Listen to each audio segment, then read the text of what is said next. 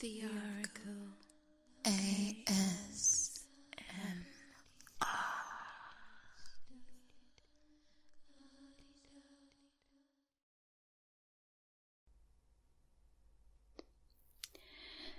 Welcome to this ASMR reading by me, the Oracle, of Lewis Carroll's Alice in Wonderland. Chapter 1. Down the Rabbit Hole. Alice was beginning to get very tired of sitting by her sister on the bank and of having nothing to do.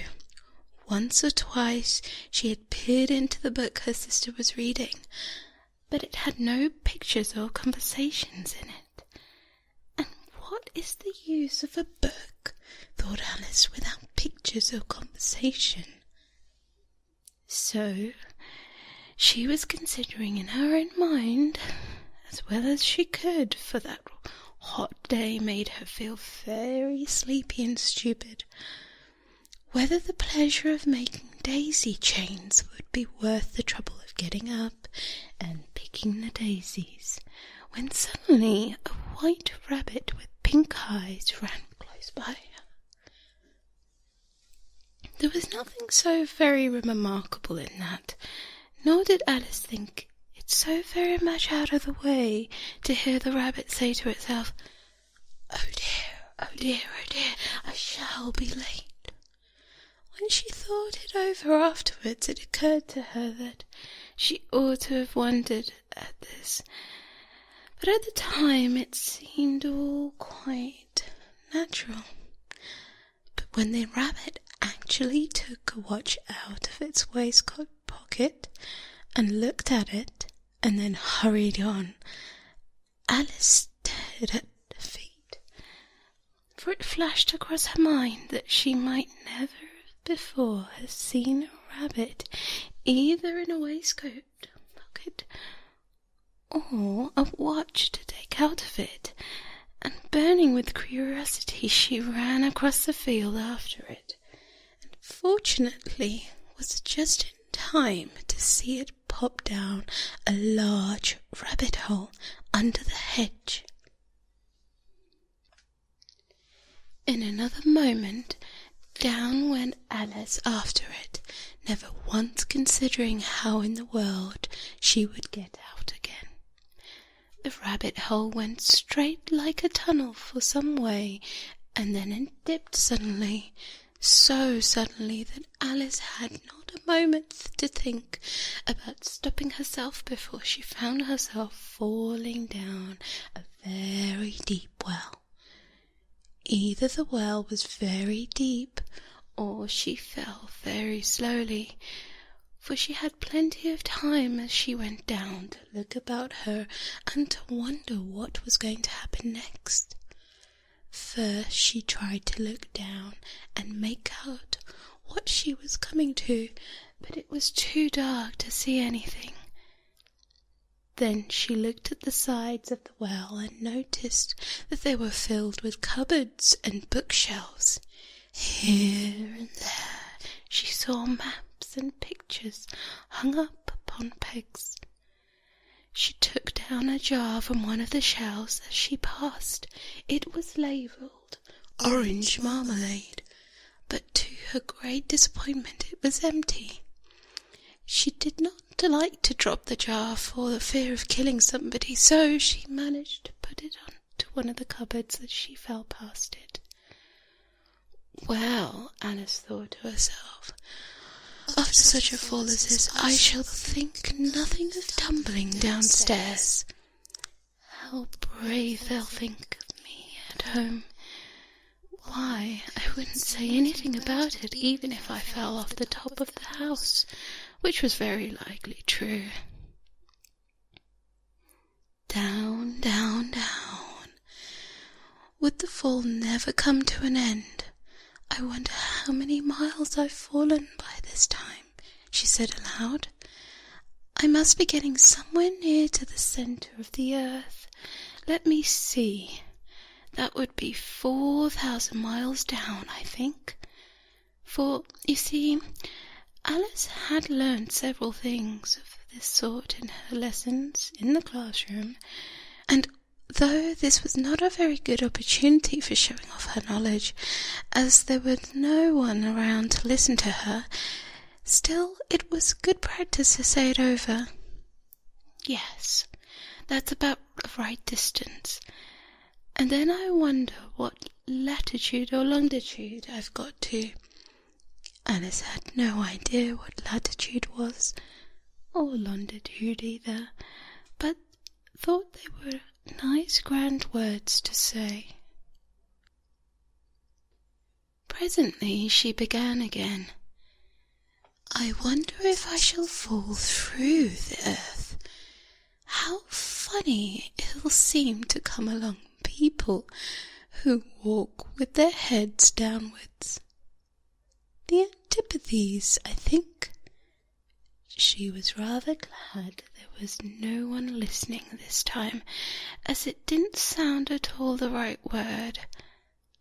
But I shall have to ask them what the name of the country is, you know. Please, ma'am, is this New Zealand or Australia? And she tried to curtsy as she spoke. Fancy curtsying as you're falling through the air. Do you think you could manage it? And what an ignorant little girl she'll think of me for asking. No, it'll never do to ask. Perhaps I shall see it written somewhere. Down, down, down. There was nothing else to do, so Alice soon began talking again. Dinah will miss me very much tonight, I should think. Dinah was a cat. I hope they'll remember her saucer of milk at tea time. Dinah, my dear, I wish you were here with me. There are no mice in the air, I'm afraid, but you might catch a bat, and that's very much like a mouse, you know. But do cats eat bats, I wonder? And here Alice began to get rather sleepy, and went on saying to herself in a dreamy sort of way, Do cats eat bats? Do cats eat bats? And sometimes do bats eat cats? For you see, as she couldn't answer either question, it didn't much matter which way she put it. She felt that she was dozing off, and had just begun to dream that she was walking hand in hand with Dinah, and saying to her very earnestly, Now, Dinah, tell me the truth. Did you ever eat a bat? When suddenly, thump, thump, down she came upon a heap of sticks and dry leaves, and the fall was over. Alice was not a bit hurt, and she jumped up on her feet in a moment. She looked up, but it was all dark overhead. Before her was another long passage, and the white rabbit was still inside, hurrying down it. There was not a moment to be lost. Away went Alice like the wind, and was just in time to hear it say as it turned a corner, Oh, my ears and whiskers, how late it's getting.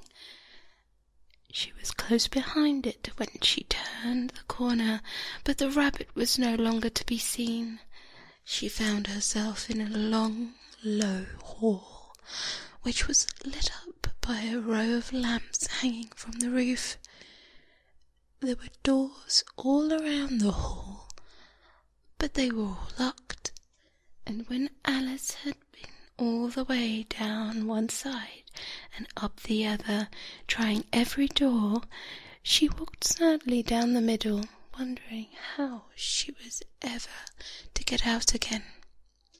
Suddenly she came along a little three-legged table, all made of glass. There was nothing on it except a tiny golden key, and Alice's first thought was that it might belong to one of the doors in the hall. But alas, either the locks were too large or the key was too small. But at any rate, it would not open any of them. However, on the second time round she came upon a low curtain that she had not noticed before, and behind it was a little door about 15 inches high. She tried the little golden key in the lock, and to her great delight it fitted. Alice opened the door and found it led into a small passage, not much larger than a rabbit hole. She knelt down and looked along the passage into the loveliest garden you ever saw. How she longed to get out of the dark hall and wander about among those beds of bright flowers and those cool fountains. But she could not even get her head through the doorway. And even if my head would go through, thought our poor Alice, it would be very little use without my shoulders. Oh, how I wish I could shut up like a telescope. I think I could, if I only know how to begin. For you see, so many out-of-the-way things had happened lately that Alice had begun to think that very few things indeed were really impossible. There seemed to be no use in waiting by the little door, so she went back to the table, half hoping she might find another key on it, or at any rate a book of rules for shutting people up like telescopes. This time she found a little bottle on it, which certainly was not there before, said Alice.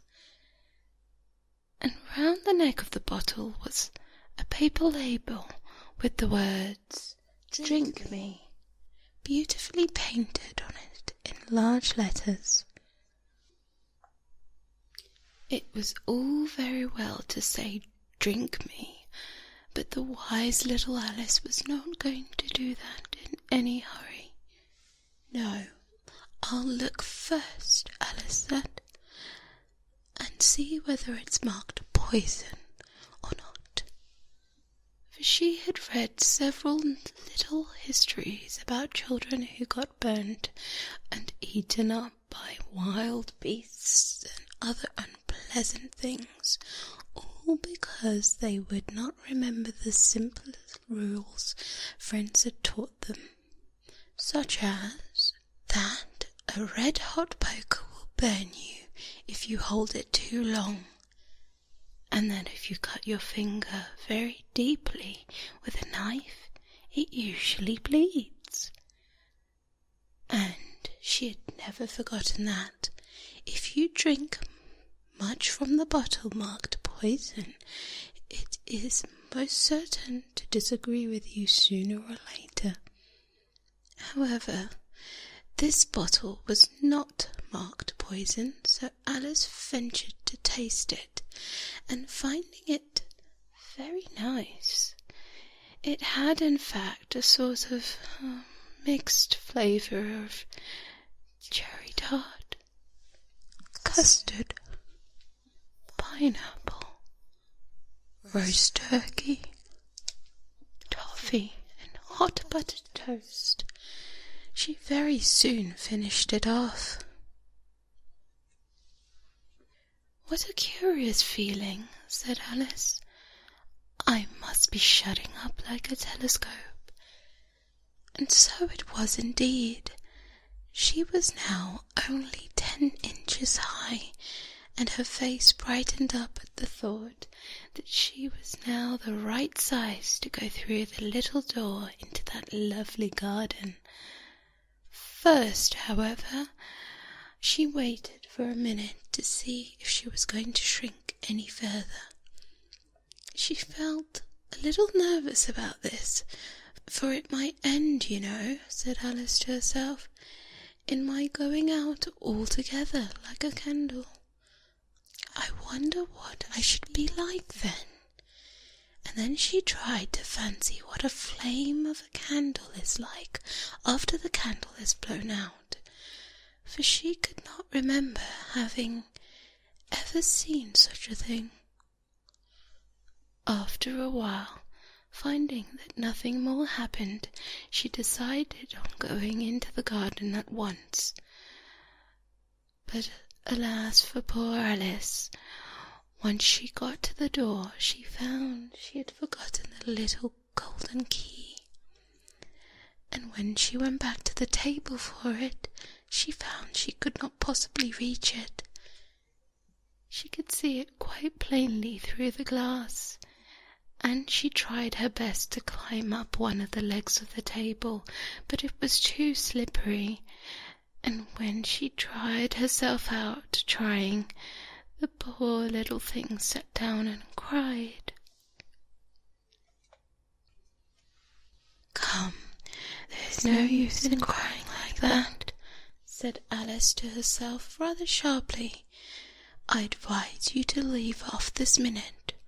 She generally gave herself very good advice, though she very seldom followed it, and sometimes she scolded herself so severely as to bring tears into her eyes, and once she remembered trying to box her own ears for having cheated herself in a game of croquet. She was playing against herself, for this curious child was very fond of pretending to be two people. But it's no use now, thought poor Alice, to pretend to be two people. Why, there's hardly enough of me left to be one respectable person. Soon her eyes fell on the glass box that was lying under the table. She opened it and found in it a very small cake, on which the words, "Eat me," were beautifully marked in currants. "Well, I'll eat it," said Alice, "and if it makes me grow larger, I can reach the key, and if it makes me grow smaller, I can creep under the door, so either way I'll get to go into the garden, and I don't care what happens." She ate a little bit, and said anxiously to herself, "Which way? Which way?" holding her hand to the top of her head to feel which way she was growing, and she was quite surprised to find that she remained the same size.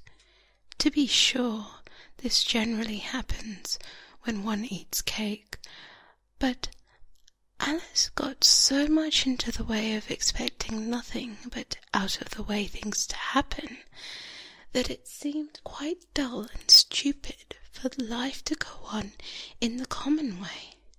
So she set to work, and very soon finished off the cake. Chapter 2.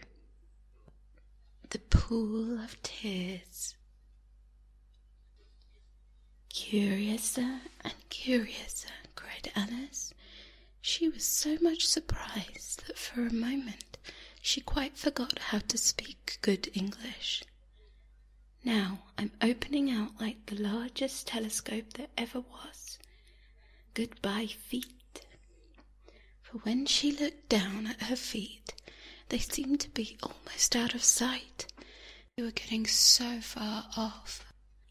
"Oh, my poor little feet, I wonder who will put your shoes and stockings on for you now, dears. I'm sure I shan't be able. I shall be a great deal too far to trouble myself about you.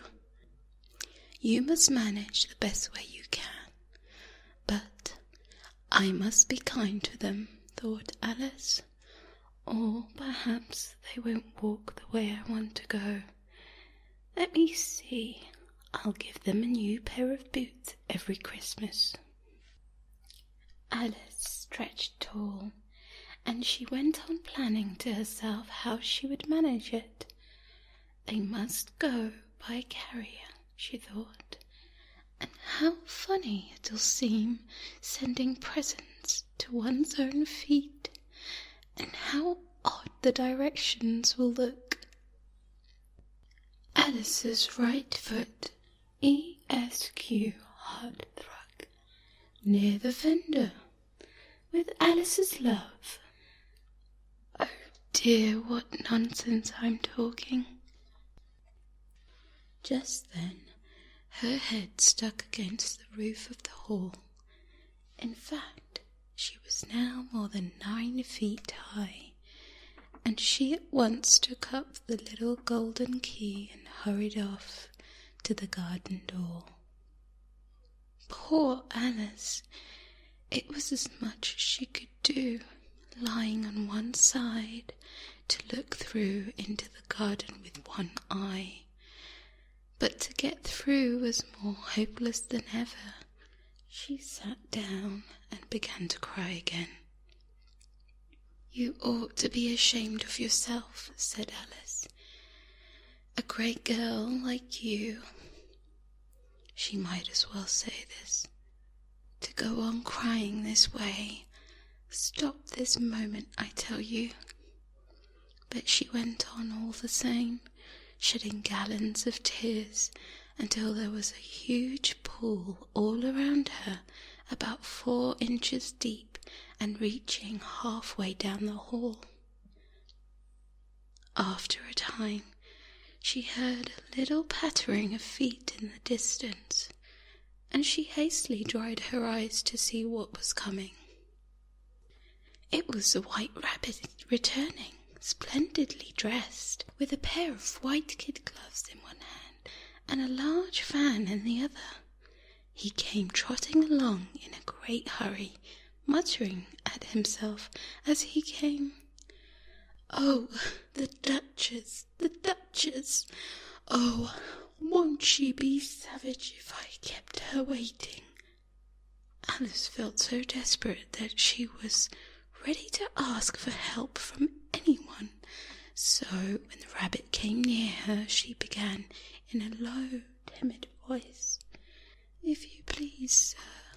The rabbit started violently, dropped the white kid gloves and the fan, and scurried away into the darkness as hard as he could. Alice took up the fan and gloves, and, as the hall was very hot, she kept fanning herself all the time while she kept talking. "Dear, dear, how queer everything is today. And yesterday things were just as normal. I wonder if I've been changed in the night. Let me think. Was I the same when I got up this morning? I almost think I can remember feeling a little different. If I'm not the same, the next question is, who in the world am I? Ah, that's the great puzzle." And she began thinking over all the children she knew that were the same age as herself, to see if she could have been changed for any of them. "I'm sure I'm not Ada," she said, "for her hair goes in long ringlets, and mine doesn't go in ringlets at all. And I'm sure I can't be 𝗦𝗫𝗖𝗜𝗍𝗑, for I know all sorts of things, and she knows very little. Besides, she's she, and I'm I. Oh dear, how puzzling it all is. I'll try if I know all the things I used to know. Let me see. 4 times 5 is 12, and 4 times 6 is 13, and 4 times 7 is... Oh dear. However, the multiplication table doesn't signify. Let's try geography. London is the capital of Paris. and Paris is the capital of Rome. And Rome... No, that's all wrong. I'm certain. I must have been changed for 𝗦𝗧𝗣𝗣𝗢𝗥𝗧. I'll try and say, how doth the little... And she crossed her hands on her lap, as if she were saying lessons, and began to repeat it, but her voice sounded hoarse and strange, and the words did not come the same as they used to. How doth the little crocodile improve his shining tail, and pour the waters of the Nile on every golden scale? How cheerful he seems to grin, how neatly spread his claws, and welcome little fishes in with gently smiling jaws. I'm sure those are not the right words, said poor Alice, and her eyes filled with tears again as she went on. I must be 𝗦𝗧𝗣𝗣𝗢𝗥𝗧 after all, and I shall have to go and live in that poky little house, and have next to no toys to play with, and oh, ever so many lessons to learn. No, I've made my mind up about it. If I'm 𝗦𝗧𝗣𝗣𝗢𝗥𝗧, I'll stay down here. It'll be no use their putting their heads down and saying, come up, dear. I shall look up and say, who am I then? Tell me that first, and then if I like being that person, I'll come up. If not, I'll stay down here until I'm somebody else. But, oh dear, cried Alice with a sudden burst of tears, I do wish they would put their heads down. I'm so very tired of being alone here. As she said this, she looked down at her hands and was surprised to see that she had put on one of the rabbit's little white gloves while she was talking. How can I have done that, she thought. I must be growing small again. She got up and went to the table to measure herself by it, and found that, as nearly as she could guess, she was now about 2 feet high, and was going on shrinking rapidly. She soon found out that the cause of this was the fan she was holding, and she dropped it hastily, just in time to avoid shrinking away altogether. That was a narrow escape, said Alice, a good deal frightened at the sudden change, but very glad she found herself still in existence. And now for the garden, and she ran with all the speed back to the little door. But alas, the little door was shut again, and the little golden key was lying on the glass table as before, and things were worse than ever, thought the poor child, for I was so small as this before never, and I declare it's too bad that it is. As she said these words, her foot slipped, and in another moment, splash, she was up in her chin in salt water. Her first idea was that she had somehow fallen into the sea, and in that case I can go back by railway, she said to herself. Alice had been in the sea once in her life, and had come in a general conclusion that wherever you go in the English coast, you find a number of bathing machines in the sea, some children digging in the sand with wooden spades, then a row of lodging houses, and behind them a railway station. However, she soon made out that she was in a pool of tears, which she'd wept when she was 9 feet high. "I wish I hadn't cried so much," said Alice, as she swam about, trying to find her way out. "I shall be punished for it now, I suppose, being drowned by my own tears. That will be a queer thing, to be sure. However, everything is queer today." Just then she heard something splashing about in the pool a little way off, and she swam nearer to make out what it was. At first she thought it might be a walrus or a hippopotamus, but then she remembered how small she was now, and she soon made out it was only a mouse that had slipped in like herself. Would it be of any use now, thought Alice, to speak to this mouse? Everything is so out of the way down here that I should think very likely it can talk.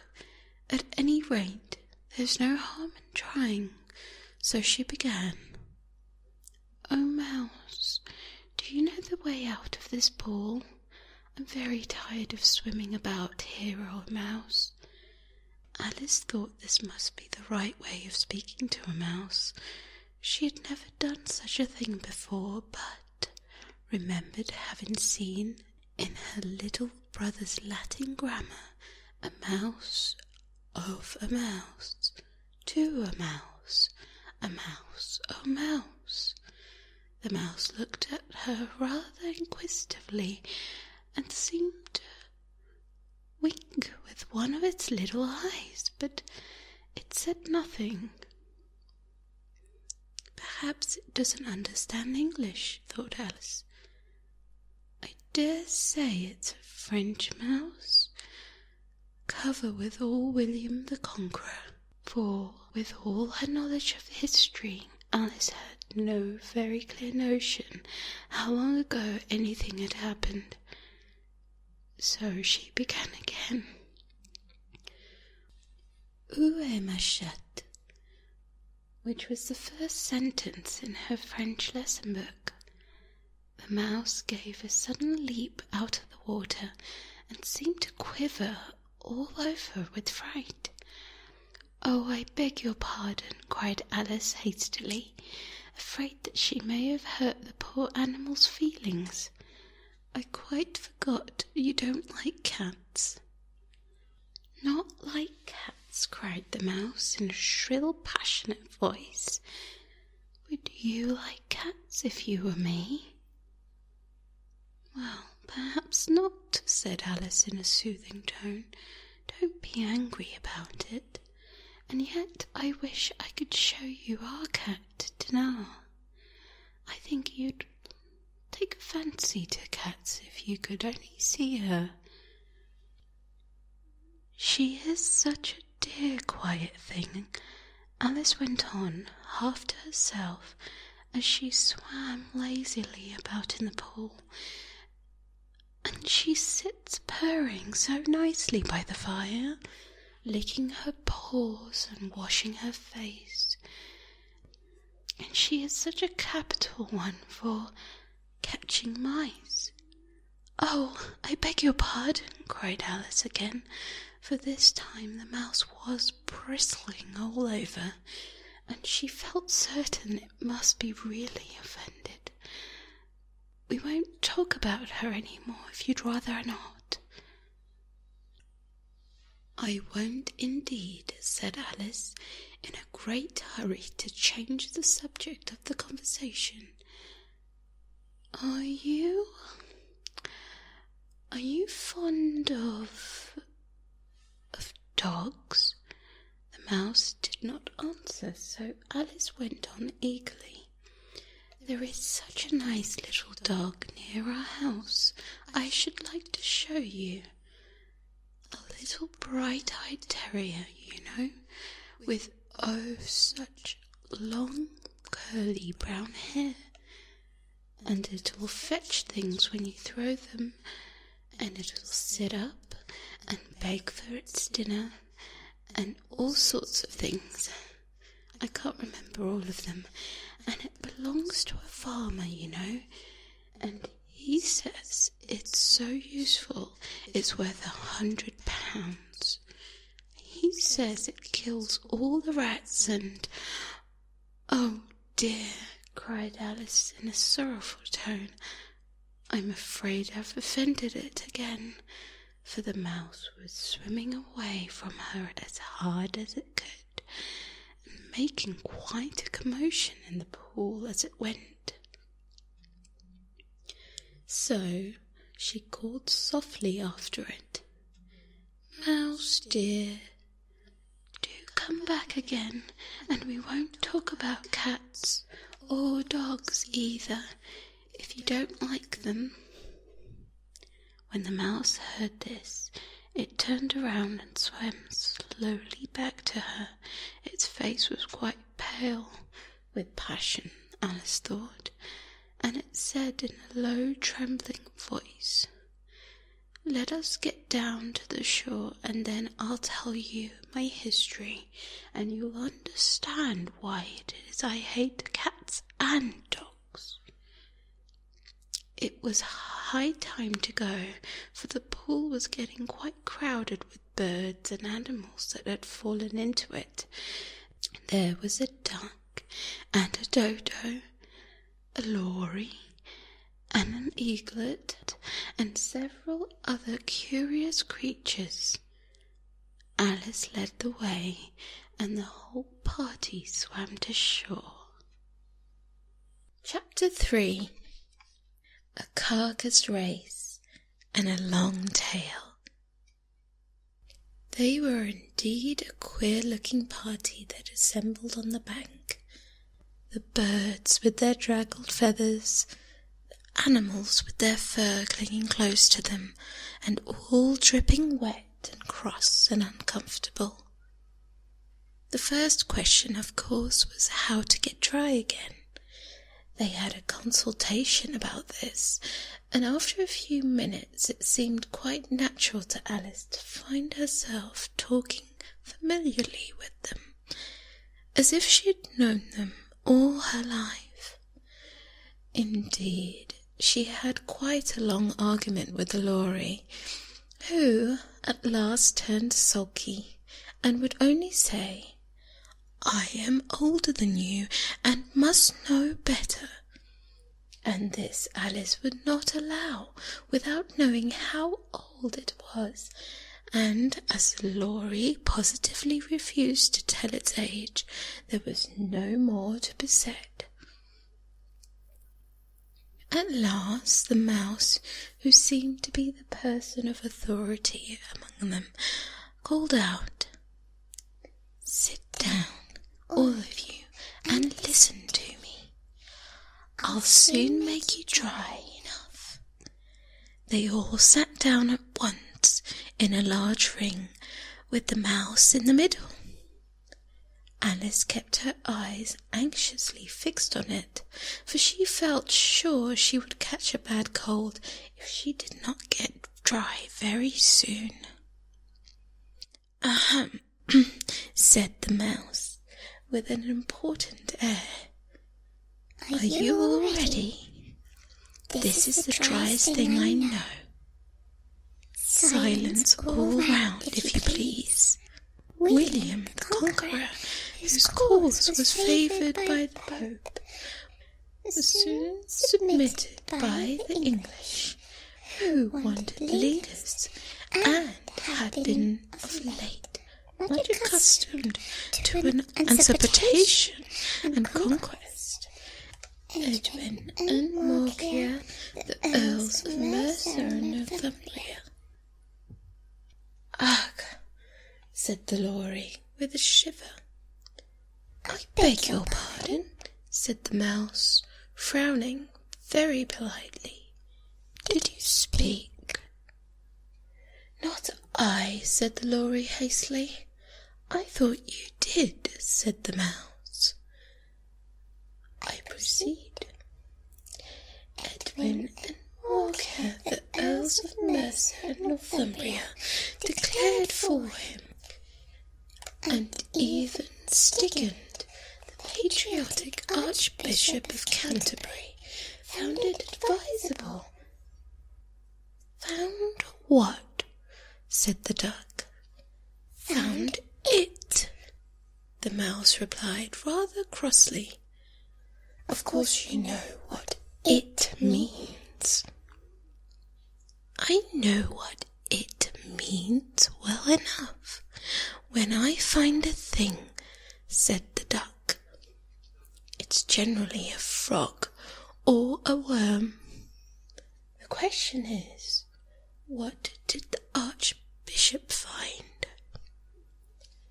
The mouse did not notice this question, but hurriedly went on. Found it advisable to go with 𝗦𝗦𝗧𝗜𝗥𝗧 to meet William and offer him the crown.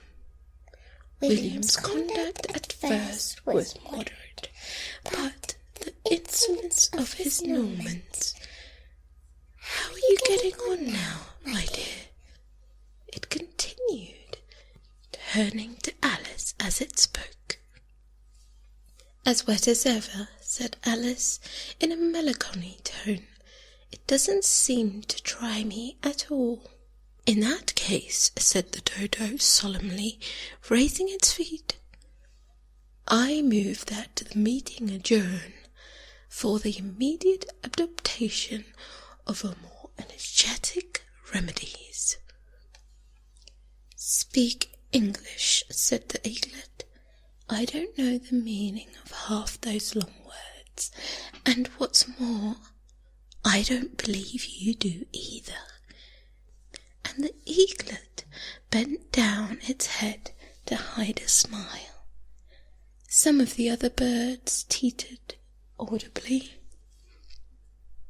What I was going to say, said the dodo, in an offended tone, was that the best thing to get us dry would be a caucus-race. What is a caucus-race? Said Alice. Not that she wanted much to know, but the dodo had paused as if it thought that somebody ought to speak, and nobody else seemed inclined to say anything. Why, said the dodo, the best way to explain it is to do it. And as you may like to try the thing yourself some winter day, I will tell you how the dodo managed it. First, it marked out a race course in a sort of circle. The exact shape doesn't matter, it said. And then all the party were placed along the course, here and there. There was no 1, 2, 3, and away, but they began running when they liked it, and left off when they liked it, so it was not easy to know when the race was over. However, when they had been running half an hour or so, and were quite dry again, the dodo suddenly called out, "The race is over," and they all crowded round it, panting and asking, "Who has won?"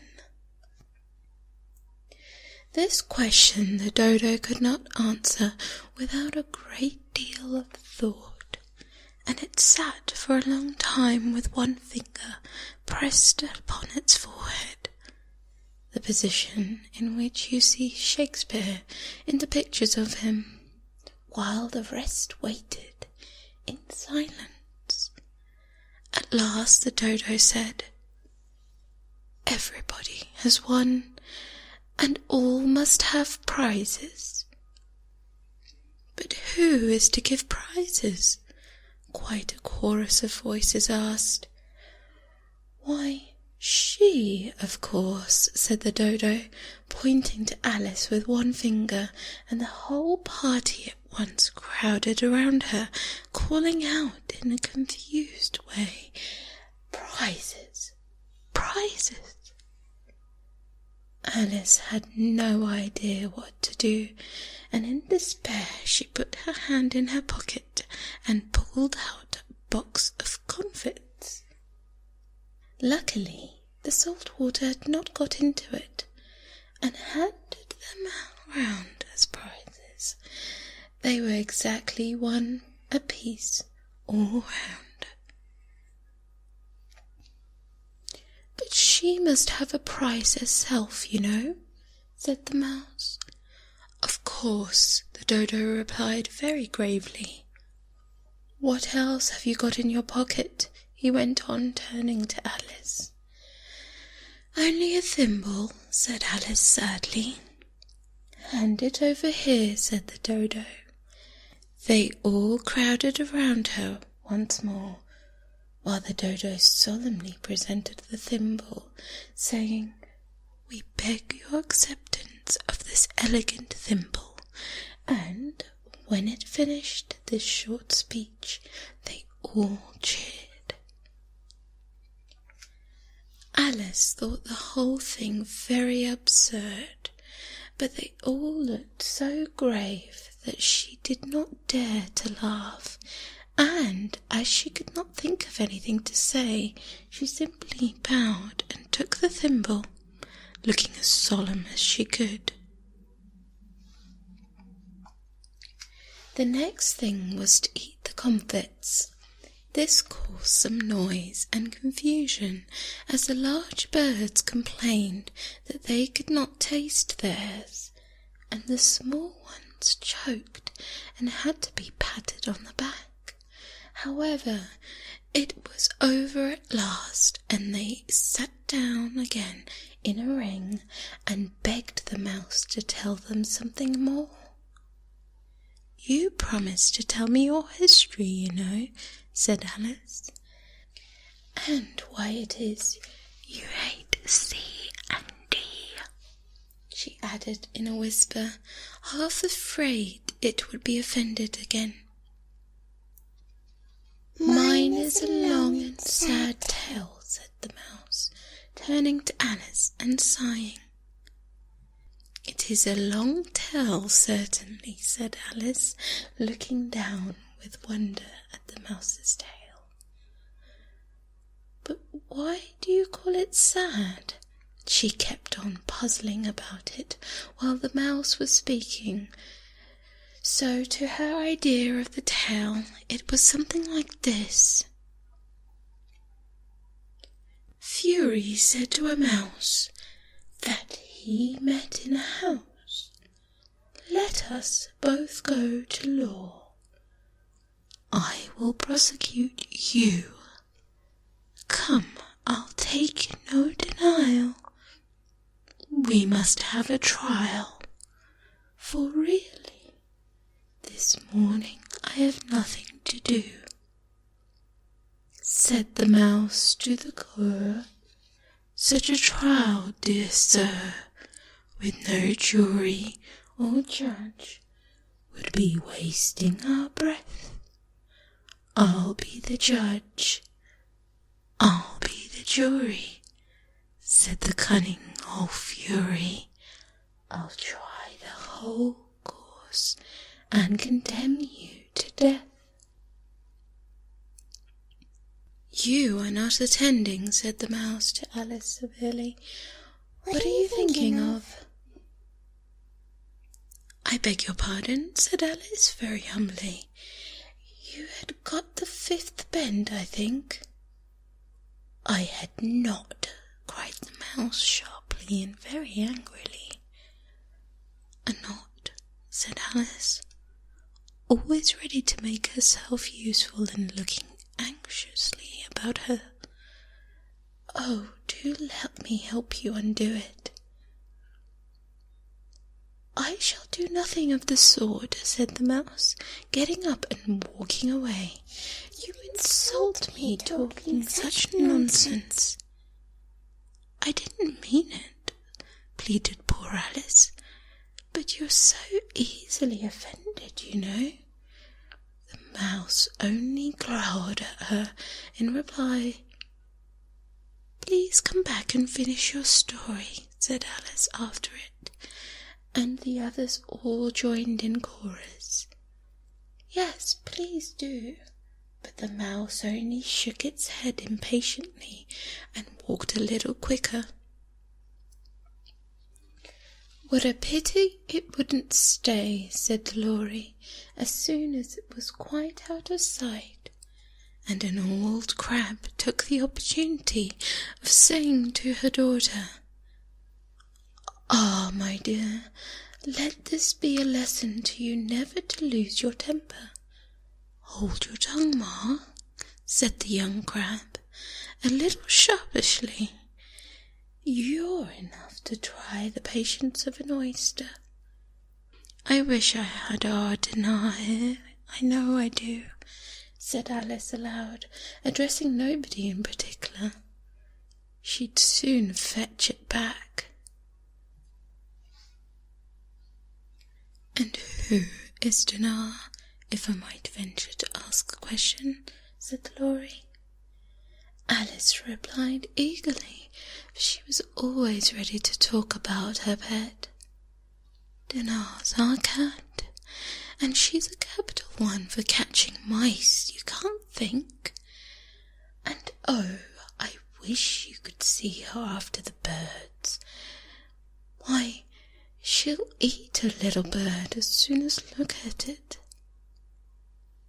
This speech caused a remarkable sensation among the party. Some of the birds hurried off at once. One old magpie began wrapping itself very carefully, remarking, "I really must be getting home. The night air doesn't suit my throat."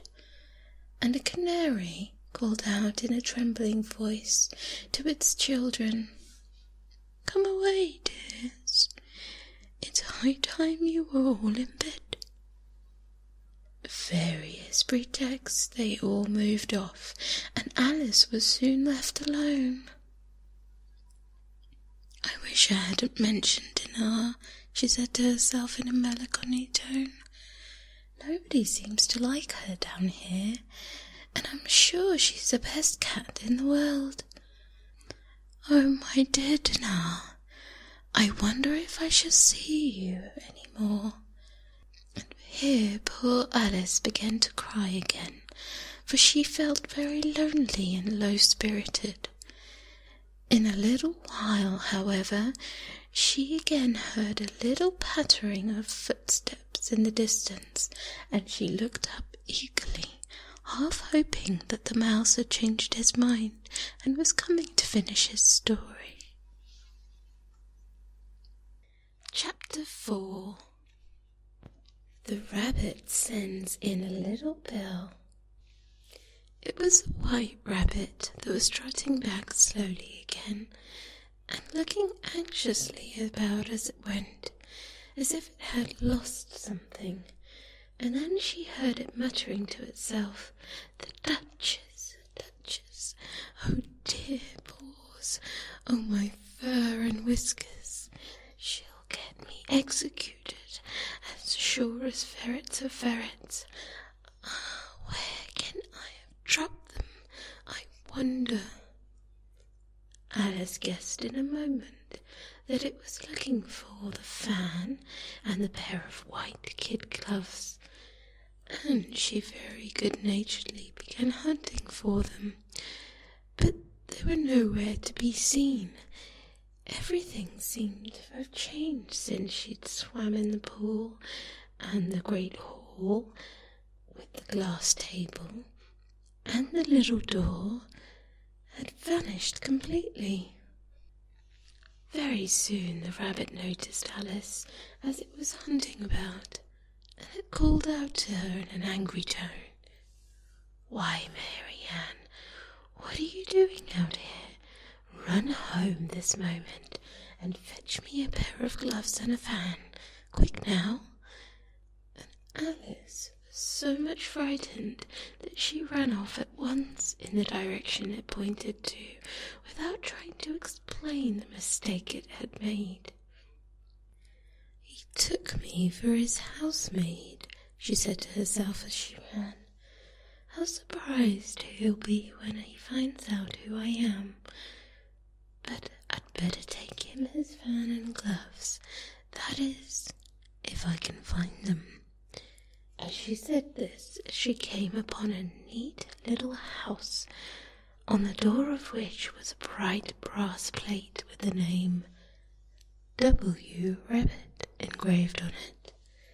She went in without knocking and hurried upstairs in great fear lest she should meet the real Mary-Ann and be turned out of the house before she found the fan and gloves. "How queer it seems," said Alice to herself, "to be going messages for a rabbit. I suppose Dinah will be sending me messages next." And she began fancying the sort of thing that would happen. "Miss Alice, come here directly and get ready for your walk. But I've got to see the mouse doesn't get out." Only I don't think, Alice went on, that they'd let Dinah stop in the house if it began ordering people about like that. By this time she had found her way to a tidy little room with a table at the window, and on it, as she had hoped, a fan and 2 or 3 pairs of tiny white kid gloves. She took up the fan and a pair of gloves, and was just about to leave the room when her eyes fell upon a little bottle that stood near the looking-glass. There was no label this time with the words "Drink me," but nonetheless she uncorked it and put it to her lips. "I know something interesting is sure to happen," she said to herself, "whenever I eat or drink anything, so I'll just see what this bottle does. I do hope it'll make me grow large again, for really I'm quite tired of being such a tiny little thing." It did so indeed, and much sooner than she had expected. Before she had drunk half the bottle, she found her head pressing against the ceiling, and had to stoop to save her neck from being broken. She hastily put down the bottle, saying to herself, "That's quite enough. I hope I shan't grow any more. As it is, I can't get out of the door. I do wish I hadn't drunk quite so much." Alas, it was too late for that wish. She went on growing and growing and growing, and very soon she had to kneel down on the floor. In another minute there was not even room for this, and she tried the effect of lying down with one elbow against the door and the other arm curled around her head. Still she went on growing, and as the last resort she put one arm out of the window and one foot up the chimney and said to herself, "Now I can do no more. Whatever happens, what will become of me?" Luckily for Alice, the little magic bottle had now had its full effect, and she grew no larger. Still, it was very uncomfortable, and there seemed to be no sort of chance of her ever getting out of this room again. No wonder she felt unhappy. "It's much pleasanter at home," thought poor Alice, "when one wasn't always growing larger and smaller and being ordered about by mice and rabbits. I almost wish I hadn't gone down that rabbit hole, and yet it's rather curious, this sort of life. I do wonder what can have happened to me. When I used to read fairy tales, I fancied that this kind of thing never happened, and now here I am in the middle of one." There ought to be a book written about me, that there ought. And when I grow up, I'll write one. But I'm grown up now, she added in a sorrowful tone. At least there's no room to grow up any more here. But then, thought Alice, I shall never get any older than I am now. That'll be a comfort one way, never to be an old woman, but then always to have lessons to learn. Oh, I shouldn't like that. Oh, you foolish Alice, she answered herself. How can you learn lessons in here? Why, there's hardly room for you, and no room at all for any lesson books. And so she went on, taking one first side, then the other, and making quite a conversation of it altogether. But after a few minutes she heard a voice outside and stopped to listen. "Marianne, Marianne," said the voice, "fetch my gloves this moment." Then came a little pattering of feet on the stairs. Alice knew it was the rabbit coming to look for her, and she trembled till she shook the house, quite forgetting that she was now about 1,000 times as large as a rabbit, and had no reason to be afraid of it. Presently the rabbit came to the door and tried to open it, but as the door opened inwards, and Alice's elbow was pressed hard against it, that attempt proved a failure. Alice heard it say to herself, "Then I'll go around and get in at the window." "That you won't," thought Alice, and after waiting till she fancied she heard the rabbit just under the window, she suddenly spread out her hand and made a snatch in the air. She did not get hold of anything, but she heard a little shriek and a fall, and a crash of broken glass, from which she concluded that it was possible it had fallen into a cucumber frame or something of the sort. Next came an angry voice, the rabbit's. "Pat, Pat, where are you?" Then a voice she'd never heard before. "Sure, then I'm here, digging for apples, Your Honour." "Digging for apples indeed," said the rabbit angrily. "Here, come and get me out of this." Sounds of more broken glass. "Now, tell me, Pat, what's that in the window?" "Sure, it's an arm, Your Honour. You pronounce it as arm." "An arm, you goose? Whoever saw one that size? Why, it fills a whole window." "Sure it does, Your Honour, and it's an arm for all that." "Well, that's got no business there. At any rate, go and take it away." There was a long silence after this, and Alice could only hear whispers now and then, such as, "Sure, I don't like it, Your Honour, at all, at all. Do as I tell you, you coward." And at last she spread out her hand again and made a snatch in the air. This time there were 2 little shrieks and more sounds of broken glass.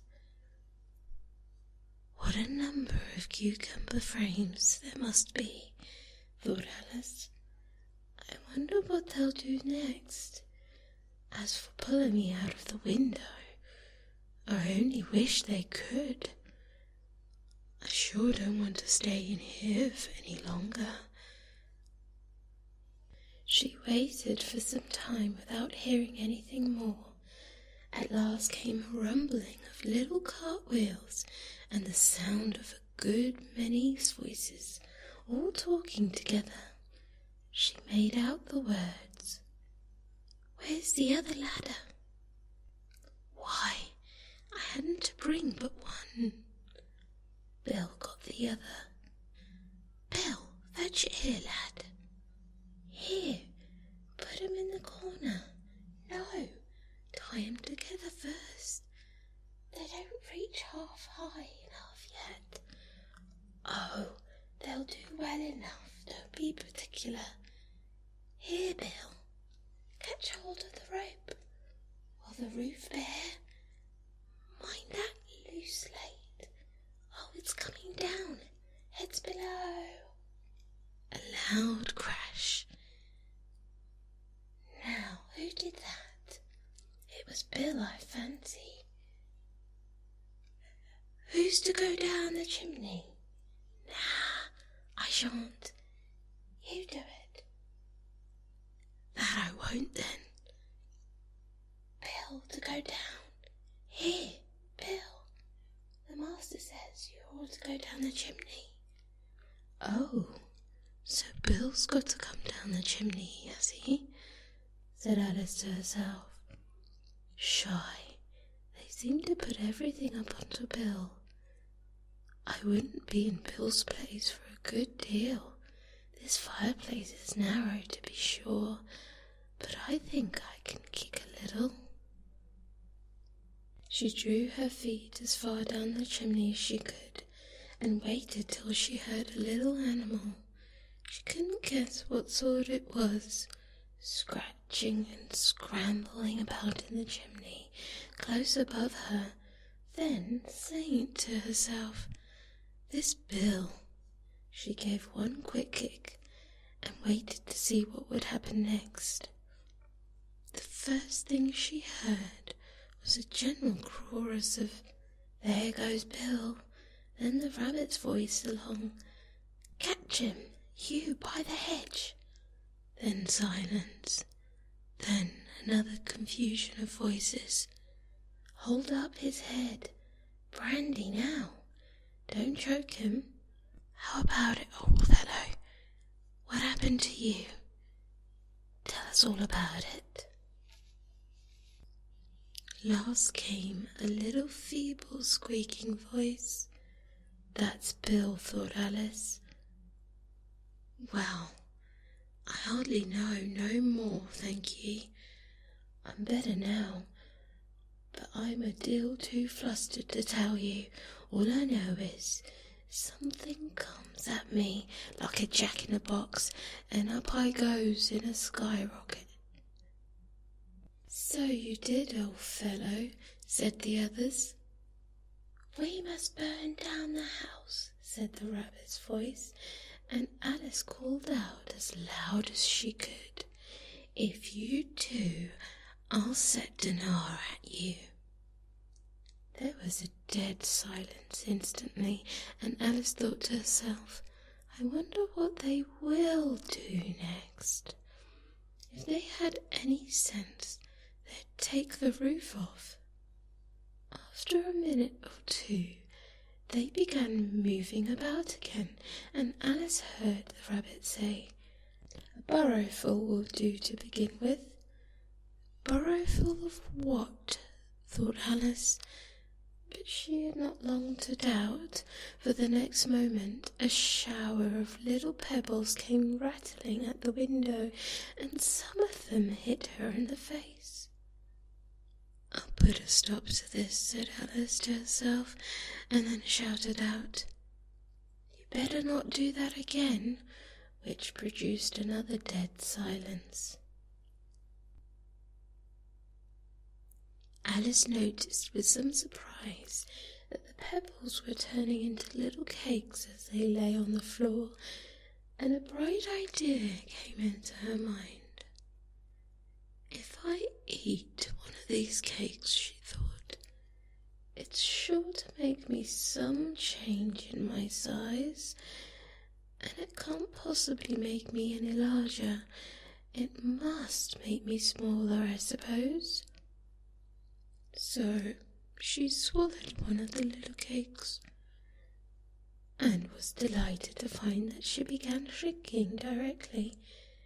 As soon as she was small enough to get through the door, she ran out of the house and found quite a crowd of little animals and birds waiting outside. The poor little lizard, Bill, was in the middle, being held by 2 guinea pigs, who were giving it some sort of bottle. They all made a rush at Alice the moment she appeared, but she'd run off as hard as she could, and she soon found herself safe in the thick wood. "The first thing I've got to do," said Alice to herself, as she wandered about in the wood, "is to grow to my right size again, and the second thing is to find a way into that lovely garden. I think that'll be the best plan." It sounded an excellent plan, no doubt, and very neatly and simply arranged. The only difficulty was that she had not the smallest idea how to set about it, and while she was peering about anxiously among the trees, a little sharp bark just above her head made her look up in a great hurry. An enormous puppy was looking down at her with large round eyes, and feebly stretched out one of its paws, trying to touch her. "Poor little thing," said Alice in a coaxing tone, and she tried hard to whistle to it, but she was terribly frightened all the time at the thought that it might be hungry, in which case it would very likely eat her up in spite of all her coaxing. Hardly knowing what she did, Alice picked up a little bit of stick and held it out to the puppy, whereupon the puppy jumped into the air, off all its feet all at once with a yelp of delight, and it rushed at the stick and made it believe to worry it. Then Alice dodged behind a great thistle to keep herself from being run over, and the moment she appeared on the other side, the puppy made another rush at the stick and tumbled head over heels in a hurry to get hold of it. Then Alice, thinking it was very likely having a game of play with a cart horse, and expecting every moment to be trampled under its feet, ran round the thistle again. Then the puppy began a series of short charges at the stick, running a little way forwards each time and a long way back, and barking hoarsely all the while, till at last it sat down halfway, panting, with its tongue hanging out of its mouth and great eyes half shut. This seemed to Alice a good opportunity to make her escape, so she set off at once, ran till she was quite tired and out of breath, until the puppy's bark sounded quite faint in the distance. And yet, what a dear little puppy it was, Alice said, as she leant against a buttercup to rest herself and fanned herself with one of the leaves. "I should have liked teaching it tricks very much, if I'd only been the right size to do it. Oh dear, I'd nearly forgotten about that. I've got to grow up again. Let me see. How is it to be managed? I suppose I ought to eat or drink something or other, but the great question is, what?" The great question certainly was, what? Alice looked all around her at the flowers and the blades of grass, but she did not see anything that looked like it the right thing to eat or drink under the circumstances. But there was a large mushroom growing near her, about the same height as herself, and then she looked under it, and on both sides of it, and behind it, it occurred to her that she might as well look. She stretched herself on tiptoe and peered over the edge of the mushroom, and her eyes immediately met those of a large caterpillar that was sitting on top with its arms folded, quietly smoking a long hookah, and not taking the slightest notice of her or of anything else. Chapter 5. Advice from a Caterpillar. The caterpillar and Alice looked at each other for some time in silence. At last the caterpillar took the hookah out of its mouth and addressed her in a languid, sleepy voice. "Who are you?" said the caterpillar. This was not an encouraging opening for a conversation, Alice replied, rather shyly. I hardly know, sir. Just at present, at least, I know who I was when I got up this morning, but I think I must have changed several times since then." "What do you mean by that?" said the caterpillar sternly. "Explain yourself." "I can't explain myself, I'm afraid, sir," said Alice, "because I'm not myself, you see." "I don't see," said the caterpillar. "I'm afraid I can't put it more clearly," Alice replied very politely, "for I can't understand it myself to begin with, and being so many different sizes in a day is very confusing." "It isn't," said the caterpillar. "Well, you haven't found it so yet," said Alice, "but when you have to turn into a chrysalis, you will some day, you know, and then after that into a butterfly, I should think you'll feel a little queer, won't you?" "Not a bit," said the caterpillar. "Well, perhaps your feelings may be different," said Alice. "All I know is it would feel very queer to me." "You?" said the caterpillar contemptuously. "Who are you?" Which brought them back again to the beginning of the conversation. Alice felt a little irritated at the caterpillar's making such very short remarks, and she drew herself up and said, very gravely, "I think you ought to tell me who you are first." "Why?" said the caterpillar. Here was another puzzling question, and as Alice could not think of a good reason, and as the caterpillar seemed to be in a very unpleasant state of mind, she turned away. "Come back," the caterpillar called after her. "I've something important to say." This sounded promising, certainly. Alice turned and came back again. "Keep your temper," said the caterpillar. "Is that all?" said Alice, swallowing down her anger as well as she could.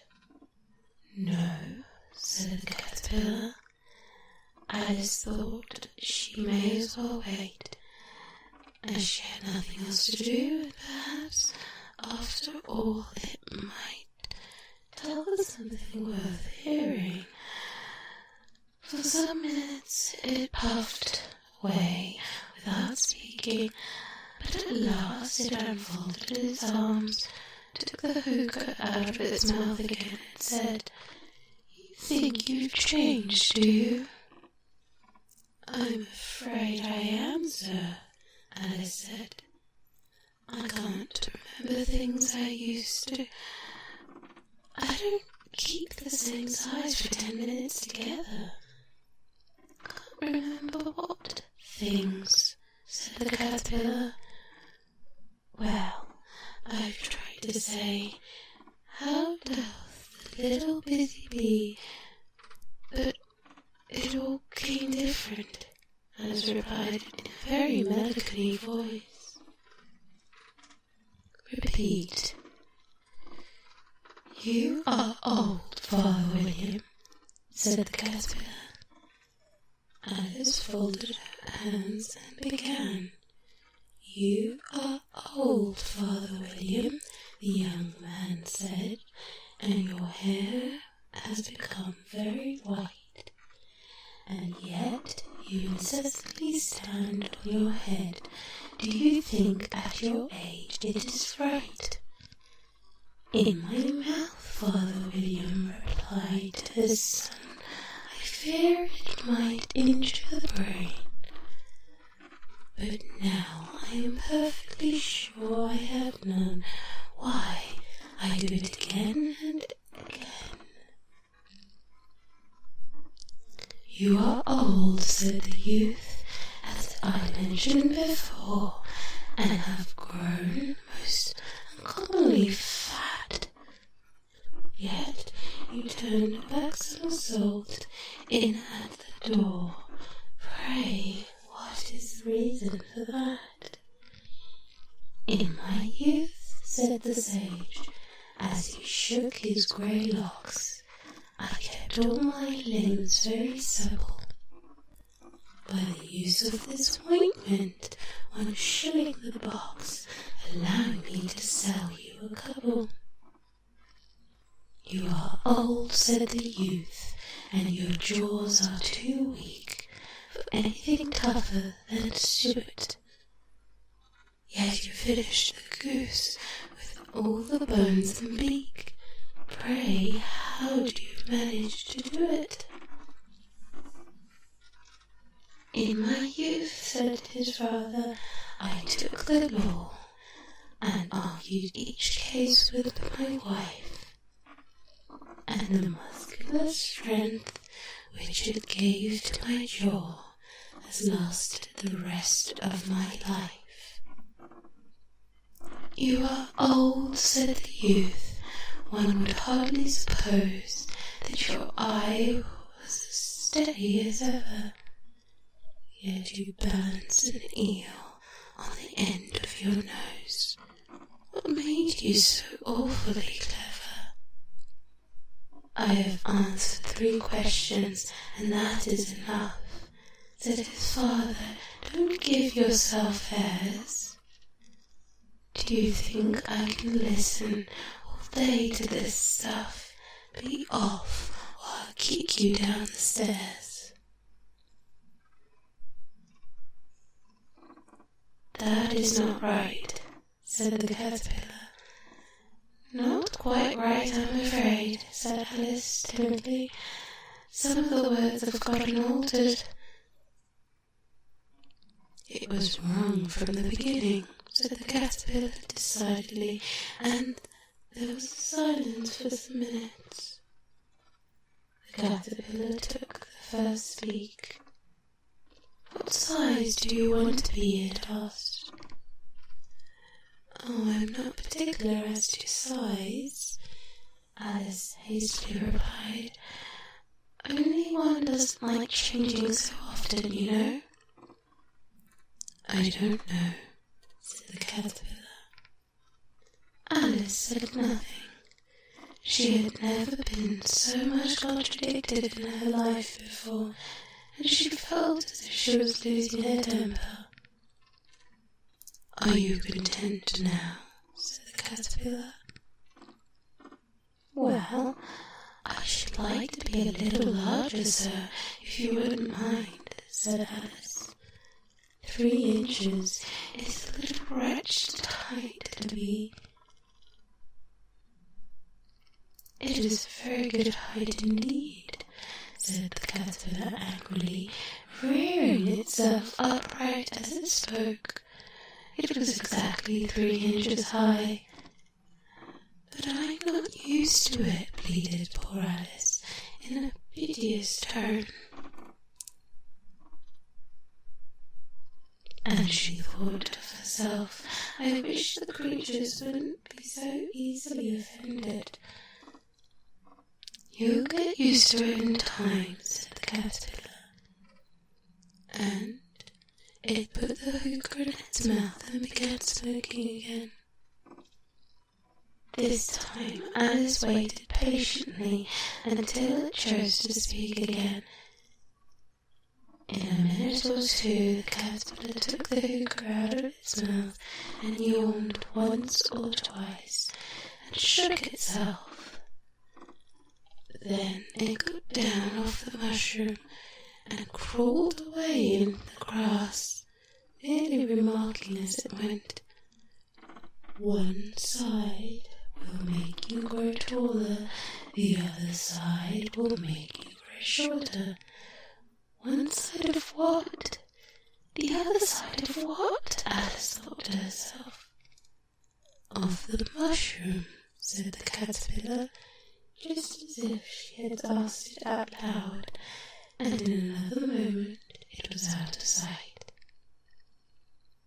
Alice remained looking thoughtfully at the mushroom for a minute, trying to make out where the 2 sides of it, as it was perfectly round, she found it was a very difficult question. However, at last she stretched out her arms around it as far as they would go and broke off a bit of the edge in each hand. And now, which is which, she said to herself, and nibbled a little of the right hand bit to try the effect. The next moment she felt a violent blow underneath her chin, and it struck her foot.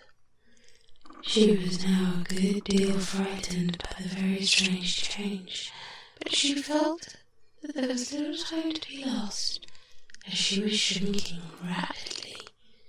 So she set to work at once to eat some of the other bit.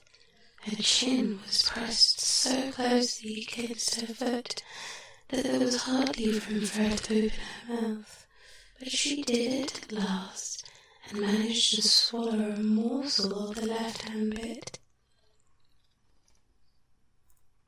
Come, my head's free at last, said Alice in a tone of delight, which changed into alarm in another moment when she found that her shoulders were nowhere to be found. All she could see when she looked down was an immense length of her neck, which seemed to raise like a stalk out of the sea of green leaves that lay far below her. What can all this green stuff be? Said Alice. And where have my shoulders got to? Oh my poor hands! How is it I can't see you? She was moving them about as she spoke, but no result seemed to follow, except a little shaking among the distant green leaves.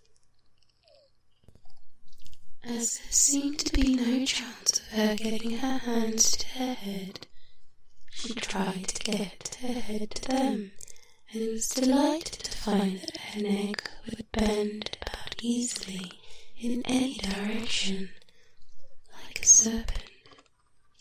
She had just succeeded in curving it down into a graceful zigzag, and was about to dive in among the leaves, which she found to be nothing but the tops of trees, and which she had been wondering, when a sharp hiss made her draw back in a hurry.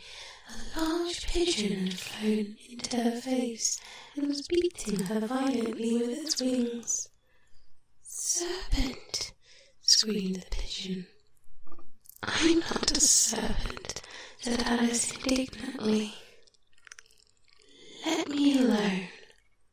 "Serpent, I say," replied the pigeon, but in a more subtle tone, and added with a kind of sob, "I've tried every way and nothing seems to suit them." "I haven't the least idea what you're talking about," said Alice. "I've tried the roots of trees, I've tried the banks, I've tried the hedges," the pigeon went on without attending to her, "but those serpents, there's no pleasing them." Alice was more and more puzzled, but she thought there was no use saying anything more until the pigeon had finished. "As if it wasn't trouble enough hatching the eggs," said the pigeon, "but I must be to look out for serpents night and day. Why, I haven't had a wink of sleep these last 3 weeks." "I'm very sorry you've been annoyed," said Alice, who was beginning to see its meaning, "and just as I'd taken the highest tree in the wood," continued the pigeon, raising its voice to a shriek, "and just as I was thinking I should be free of them at last, they must needs come wiggling down from the sky. Ugh, serpent!" "But I'm not a serpent, I tell you," said Alice. I'm a... "Well, what are you?" said the pigeon. "I can see you're trying to invent something." I'm a little girl," said Alice, rather doubtfully as she remembered the number of changes she had gone through that day. "I like the story indeed," said the pigeon in a tone that deepest contempt. "I've seen a good many little girls in my time, but never one that's such a neck that... No, you're a serpent. There's no denying it. I suppose you'll be telling me next that you've never tasted an egg." "I have tasted eggs, certainly," said Alice, who was a very truthful child, "but little girls eat eggs quite as much as serpents do, you know." "I don't believe it," said the pigeon, "but if they do, why, then they're a kind of serpent, that's all I can say." This was such a new idea to Alice that she was quite silent for a minute or two, which gave the pigeon the opportunity of adding, "You're looking for eggs, I know that well enough, and what does it matter to me whether you're a little girl or a serpent?" "It matters a good deal to me," said Alice hastily, "but I'm not looking for eggs, as it happens, and if I was, I shouldn't want yours. I don't like them raw." "Well, be off then," said the pigeon in a sulky tone as it settled down into its nest. Alice crouched down amongst the trees as well as she could, for her neck kept getting entangled amongst the branches, and every now and then she had to stop and untwist it. After a while she remembered she still held the pieces of mushroom in her hand, and she set to work very carefully, nibbling first at one, then at the other, and growing sometimes taller, sometimes shorter, until she had succeeded in bringing herself down to her usual height. It was so long since she had anything near the right size that it felt quite strange at first, but she got used to it within a few minutes and began talking to herself as usual. "Come, Here's half the plan done now. How puzzling all these changes are. I'm never sure what I'm going to be from one minute to another. However, I have got back to the right size. The next thing is to get into that beautiful garden. How is that to be done? I wonder. As she said this, she suddenly came upon an open place with a little house in it, about 4 feet high. Whoever lives here, Alice thought, it will never do to come upon them at this size. Why, I should frighten them off with their wits. So she began nibbling the right-hand bit again, and did not venture to go near the house till she had brought herself down to 9 inches high. Chapter 6. Pig and Pepper. For a minute or two she stood looking at the house and wondering what to do next, when suddenly a footman in livery came running out of the wood. She considered him to be a footman because he was in livery. Otherwise, judging by his face alone, she would have called him a fish. And rapped loudly on the door with knuckles. It was opened by another footman in livery, with a round face and large eyes like a frog, and both footmen, Alice noticed, had powdered hair that curled all over their heads. She felt very curious to know what it was all about, and crept a little way out of the wood to listen. The fish footman began producing from under his arm a great letter, nearly as large as himself, and this he handed over to the other, saying in a solemn tone, "For the Duchess, an invitation from the Queen to play croquet." The frog footman repeated in the same solemn tone, only changing the order of the words a little, "From the Queen, an invitation for the Duchess to play croquet." And then they both bowed low, and their curls got entangled together. Alice laughed so much at this that she had to run back into the wood for fear of their hearing her, and when she next peeped out, the fish footman had gone, and the other was sitting on the ground near the door, staring stupidly up at the sky. Alice went timidly to the door and knocked. "There's no sort of use in knocking," said the footman, "and that for 2 reasons. First, because I'm on the same side of the door as you are. Secondly, because they're making such a noise inside, no one could possibly hear you.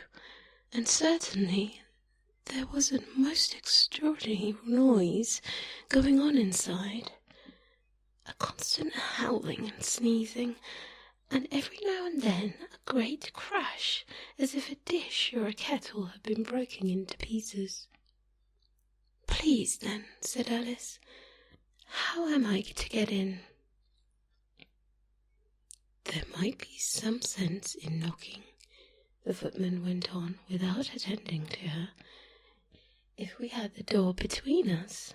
For instance, if you were inside, you might be knocking, and I could be out, you know." He was looking up at the sky all the time he was speaking, and this Alice thought decidedly uncivil. But perhaps he couldn't help it, she said to herself. His eyes were so very nearly at the top of his head, but at any rate he might answer questions. "How am I to get in?" she repeated aloud. At that moment the door of the house opened, and a large plate came skimming out, straight at the footman's head. It just grazed his nose and broke into pieces against one of the trees behind him. Or next day, maybe, the footman continued in the same tone, exactly as if nothing had happened. "How am I to get in?" Alice asked again, in a louder tone. "Are you to get in at all?" said the footman. "That's the first question, you know." It was, no doubt, only Alice did not like to be told so. "It's really dreadful," Alice muttered to herself, "the way all the creatures argue. It's enough to drive one crazy." The footman seemed to think it was a good opportunity for repeating his remark with variations. "I shall sit here," he said, "on and off, for days and days." "But what am I to do?" said Alice. "Anything you like," said the footman, and began whistling. "Oh, there's no use in talking to him," said Alice desperately. "He's perfectly idiotic." And she opened the door and went in. The door led right into a large kitchen, which was full of smoke from one end to the other. The Duchess was sitting on a 3-legged stool in the middle, nursing a baby. The cook leaning over the fire, stirring a large cauldron, which seemed to be full of soup. "There's certainly too much pepper in that soup," Alice said to herself, as well as she could for sneezing. There was certainly too much of it in the air. Even the Duchess sneezed occasionally, and as for the baby, it was sneezing and howling, alternating without a moment's pause. The only things in the kitchen that did not sneeze were the cook and a large cat that was sitting on the hearth and grinning from ear to ear.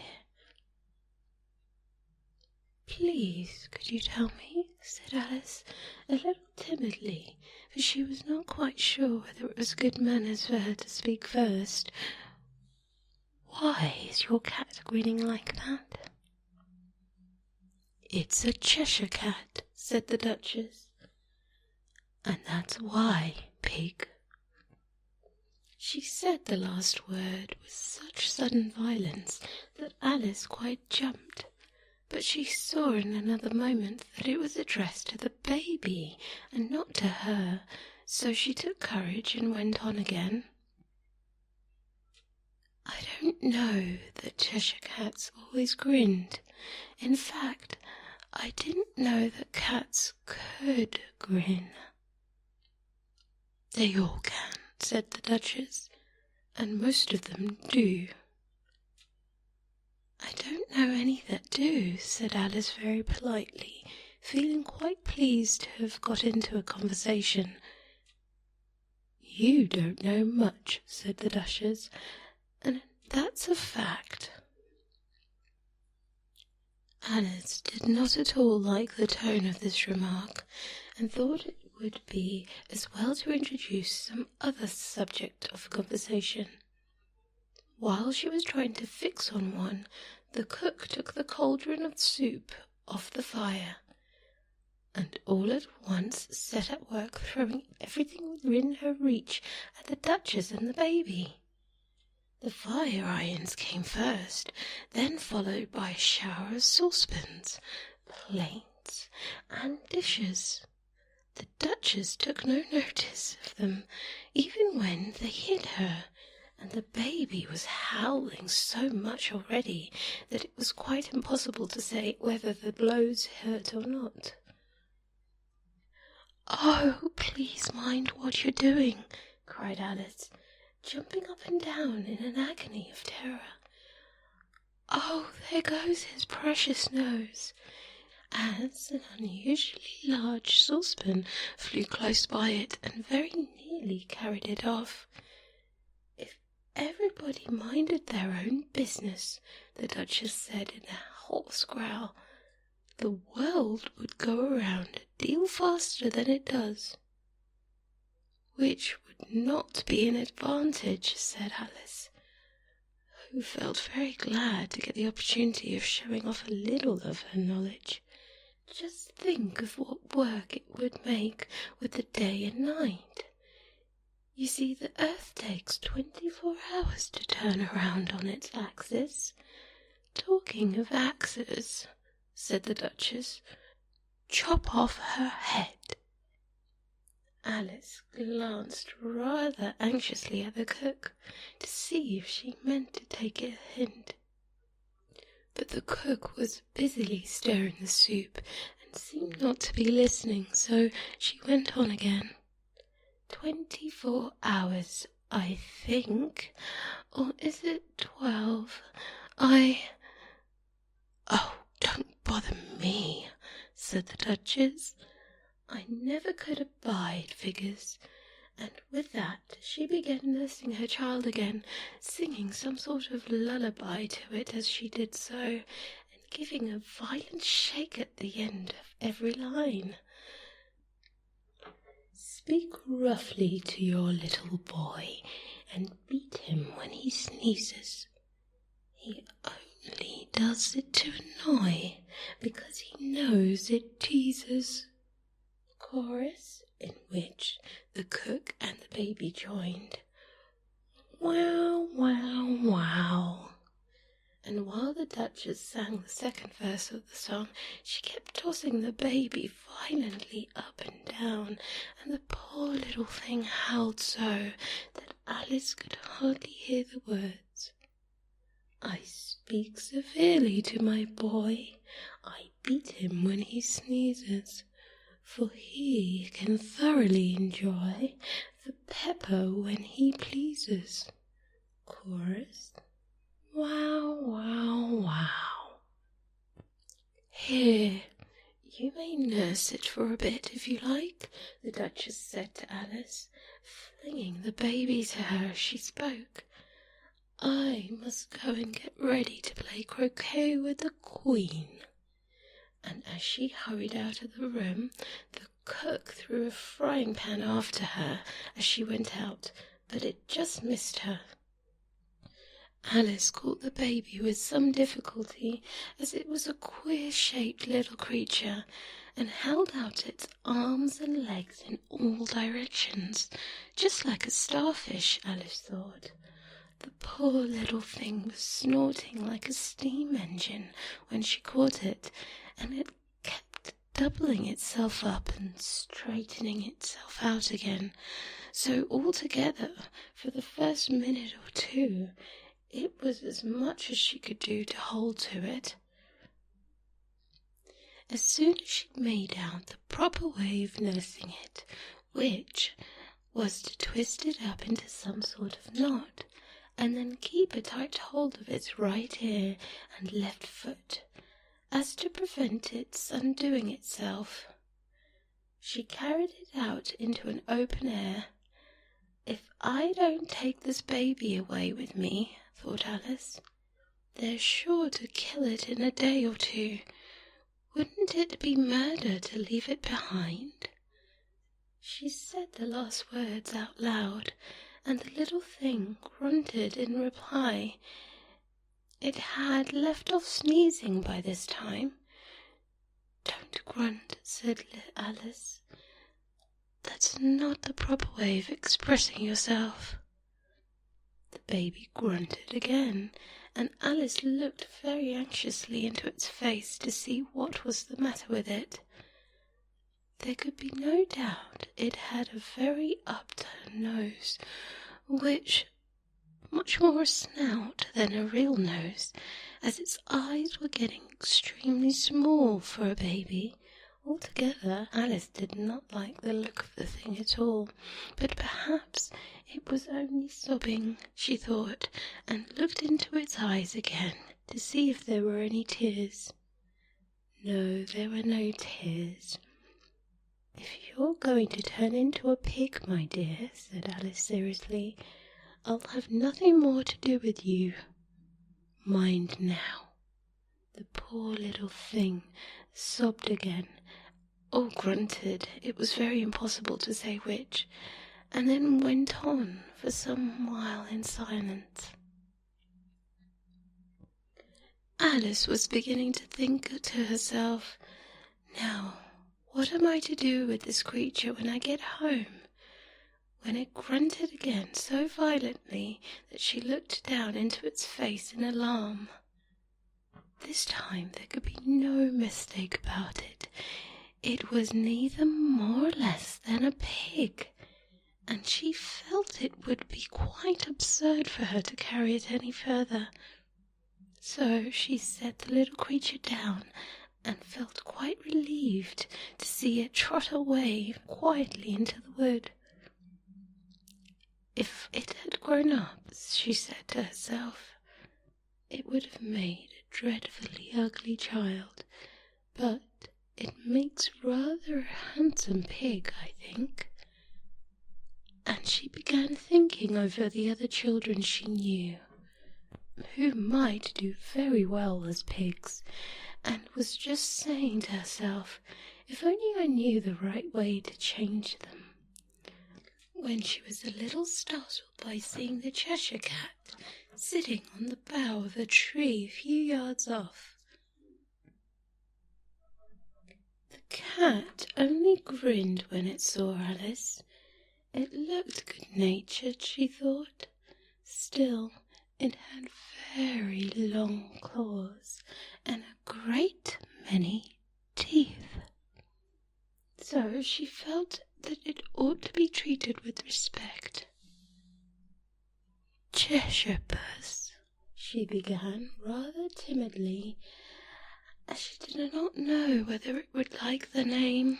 However, it only grinned a little wider. "Come, it's pleased so far," thought Alice, and she went on. "Could you tell me, please, which way I ought to go from here?" "That depends a good deal on where you want to get to," said the cat. "I don't much care where," said Alice. "Then it doesn't matter which way you go," said the cat. "So long as I get somewhere," Alice added as an explanation. "Oh, you're sure to do that," said the cat, "if you only walk long enough." Alice felt that this could not be denied, so she tried another question. "What sort of people live about here?" "In that direction," said the cat, waving its right paw around, "lives the Hatter, and in that direction," waving the other paw, "lives a March Hare. Visit either you like, they're both mad." "But I don't want to go among mad people," Alice remarked. "Oh, you can't help that," said the cat. "We're all mad here. I'm mad. You're mad." "How do you know I'm mad?"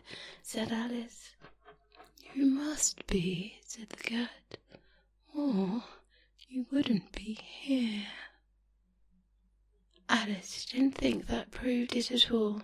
However, she went on, "And how do you know that you're mad?"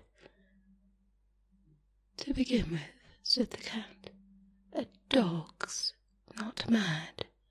You grant that?" "I suppose so," said Alice. "Well then," the cat went on, "you see, a dog growls when it's angry, and wags its tail when it's pleased. Now, I growl when I'm pleased, and wag my tail when I'm angry. Therefore I'm mad." "I call it purring, not growling," said Alice. "Call it what you like," said the cat. "Do you play croquet with the Queen today?"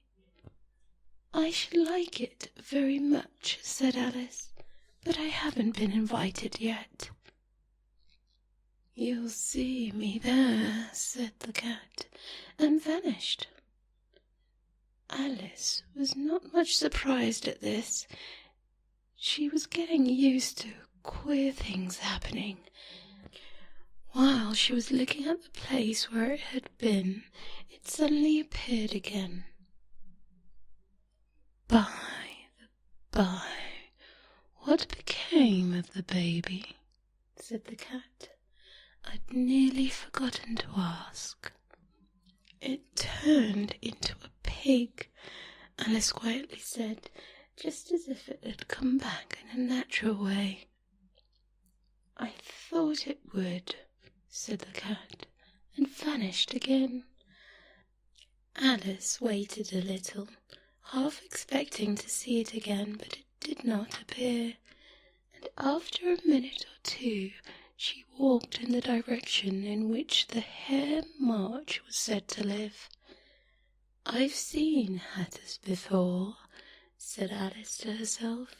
"The March Hare will be much the most interesting, and perhaps, as this is May, it won't be raving mad. At least not so mad as in March." As she said this, she looked up, and there was a cat again sitting on the branch of a tree. "Did you say pig or fig?" said the cat. "I said pig," replied Alice, "and I wish you wouldn't keep appearing and vanishing so suddenly. You make one quite giddy." "All right," said the cat, and this time it vanished quite slowly, beginning with the end of the tail and ending with a grin, which remained some time after the rest of it had gone. "Well, I've often seen a cat without a grin," Alice thought, "but a grin without a cat, it's the most curious thing I've ever saw in my life." She had not got much further before she came in sight of the house of the March Hare. She thought it must be the right house, because the chimneys were shaped like ears, and the roof was thatched with fur. It was so large a house that she did not like to go nearer until she nibbled some of the left-hand bit of mushroom, and raised herself to be about 2 feet high. Even then she walked up towards the house rather timidly, saying to herself, "Suppose it should be raving mad after all. I almost wish I'd gone to see the Hatter instead." Chapter 7. A Mad Tea Party.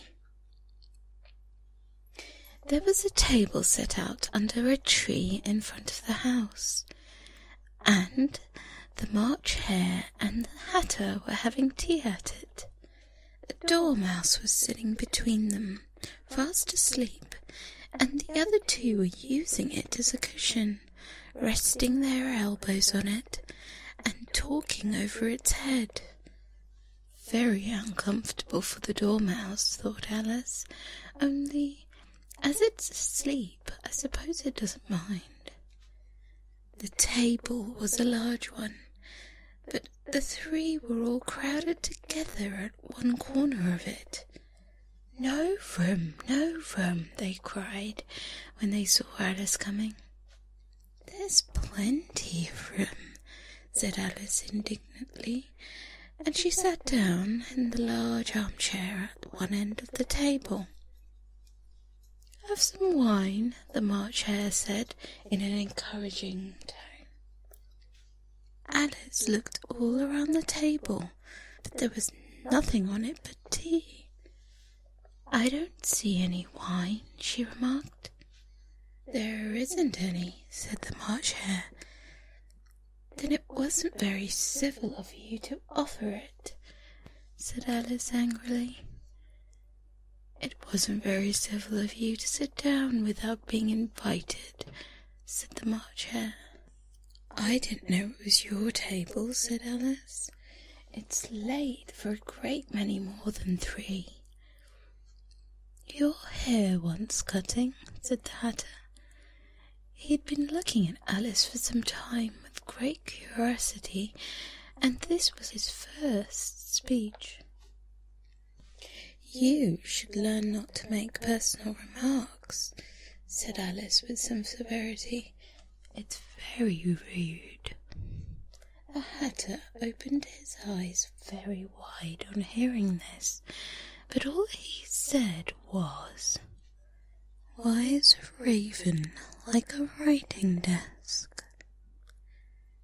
"Come, shall we have some fun now?" thought Alice. "I'm glad they've begun asking riddles. I believe I can guess that," she said aloud. "Do you mean you think you can find out the answer to it?" said the March Hare. "Exactly so," said Alice. "Then you should say what you mean," the March Hare went on. "I do," Alice hastily replied. At least I mean what I say. That's the same thing, you know." "Not the same thing a bit," said the Hatter. "You might as well just say I see what I eat. It's the same thing as I eat what I see."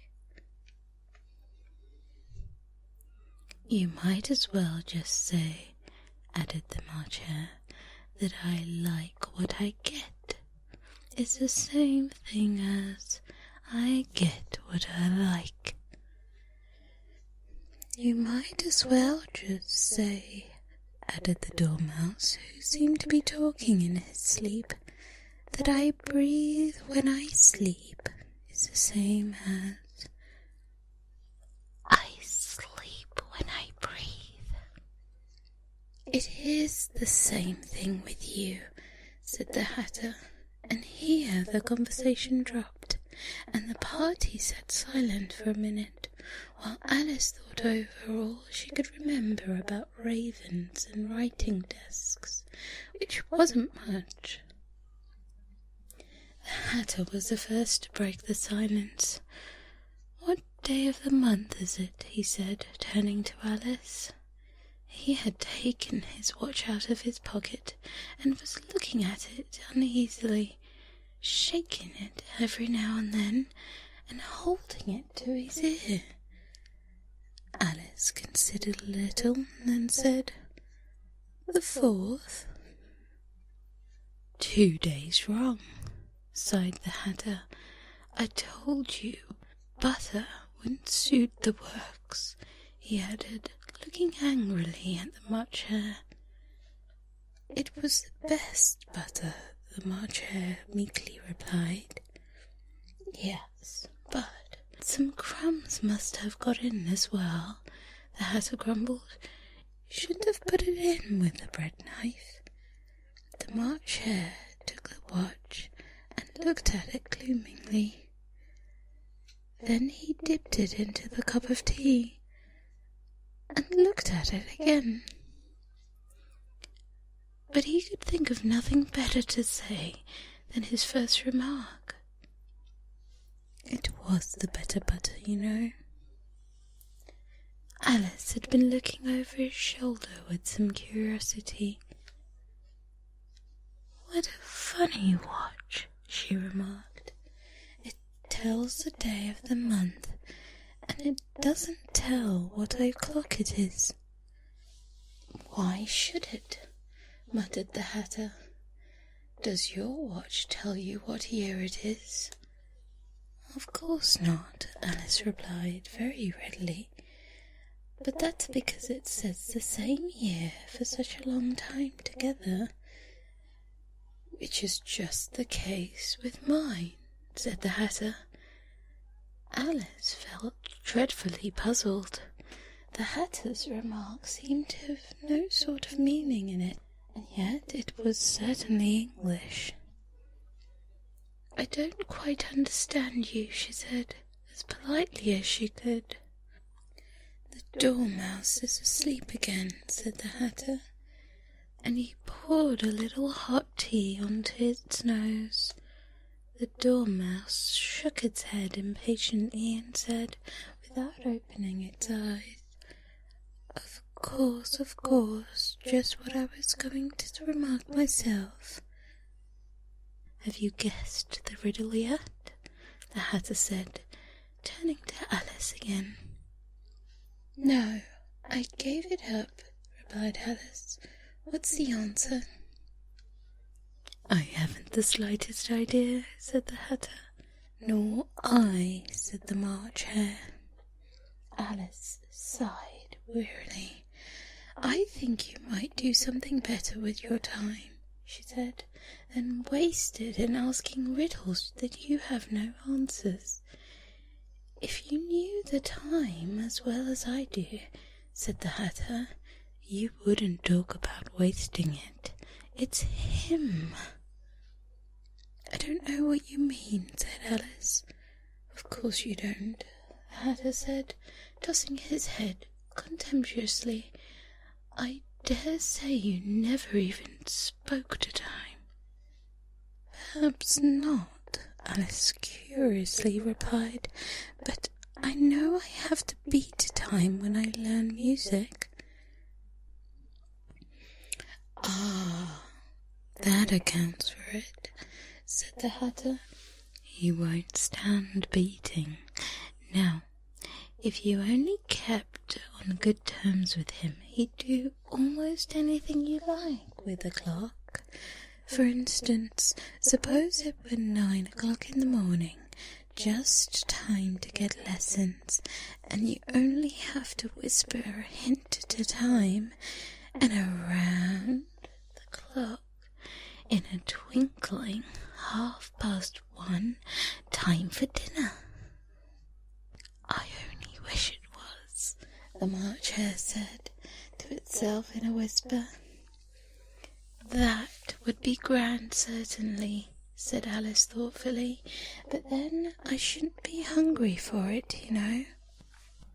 "Not at first, perhaps," said the Hatter, "but you can keep it to 1:30 as long as you liked." "Is that the way you manage?" Alice asked. The Hatter shook his head mournfully. "Not I," he replied.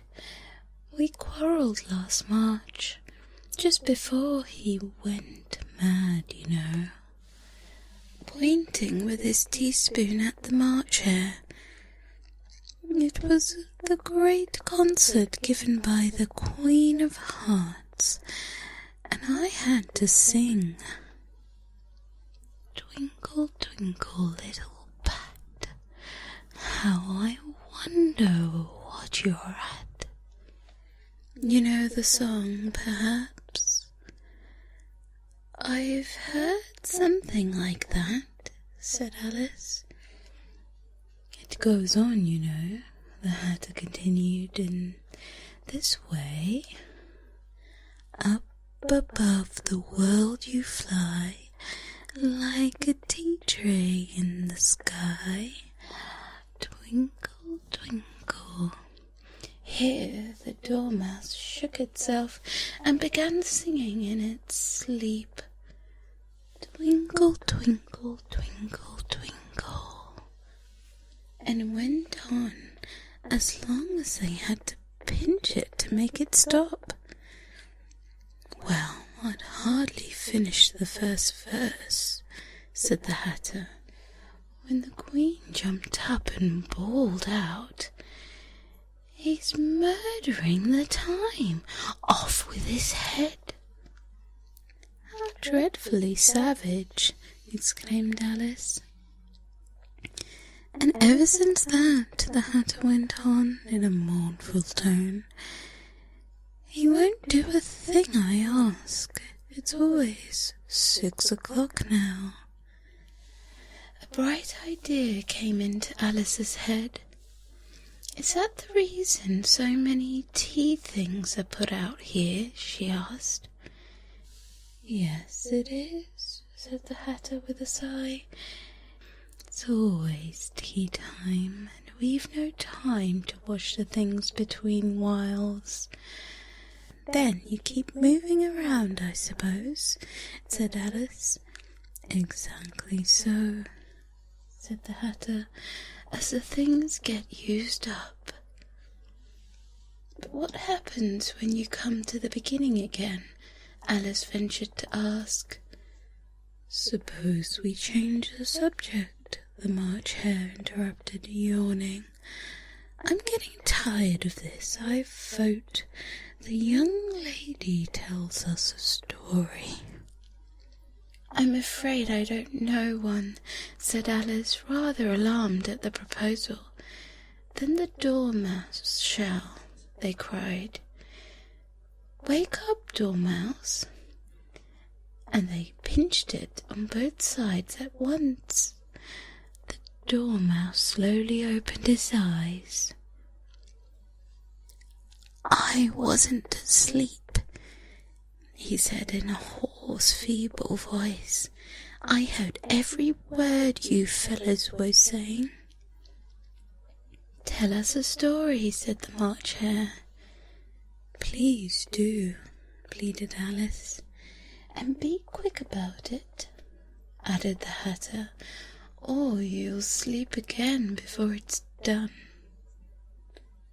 Once upon a time there were 3 sisters, the Dormouse began in a great hurry, and their names were Elsie, Lacie, and Tilly, and they lived at the bottom of the well. What did they live on? Said Alice, who always took a great interest in questions of eating and drinking. They lived on treacle, said the Dormouse, after thinking a minute or two. They couldn't have done that, you know, Alice gently remarked. They'd have been ill. So they were, said the Dormouse, very ill.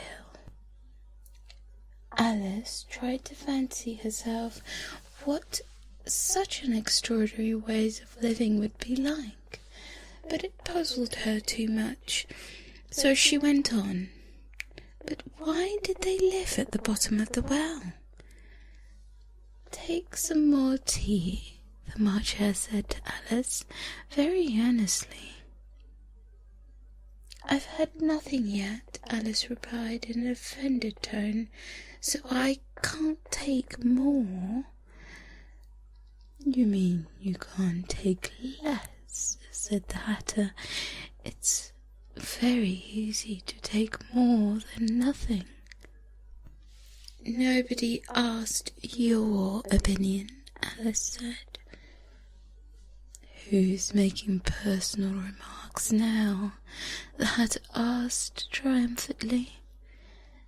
Alice did not quite know what to say to this, so she helped herself to some tea and bread and butter, and then turned to the Dormouse and repeated her question.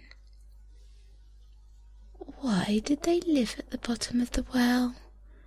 The Dormouse again took a minute or two to think about it, and then he said,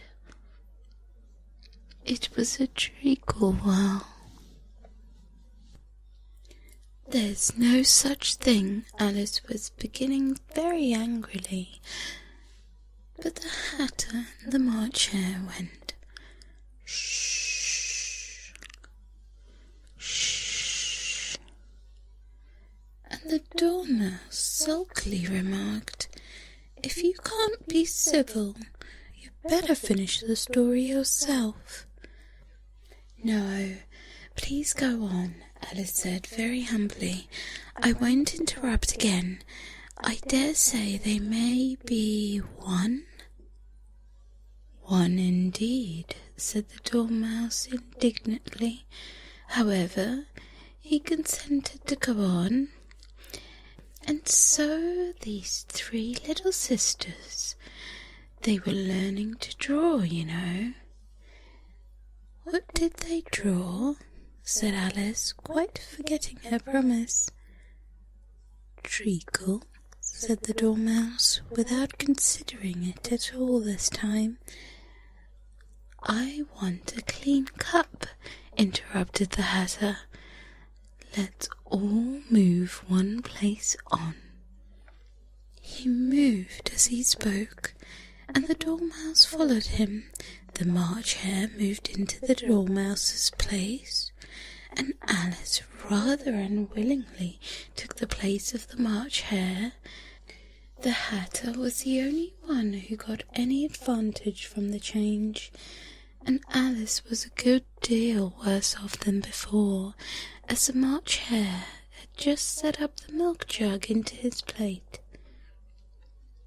Alice did not wish to offend the Dormouse again, so she began very cautiously.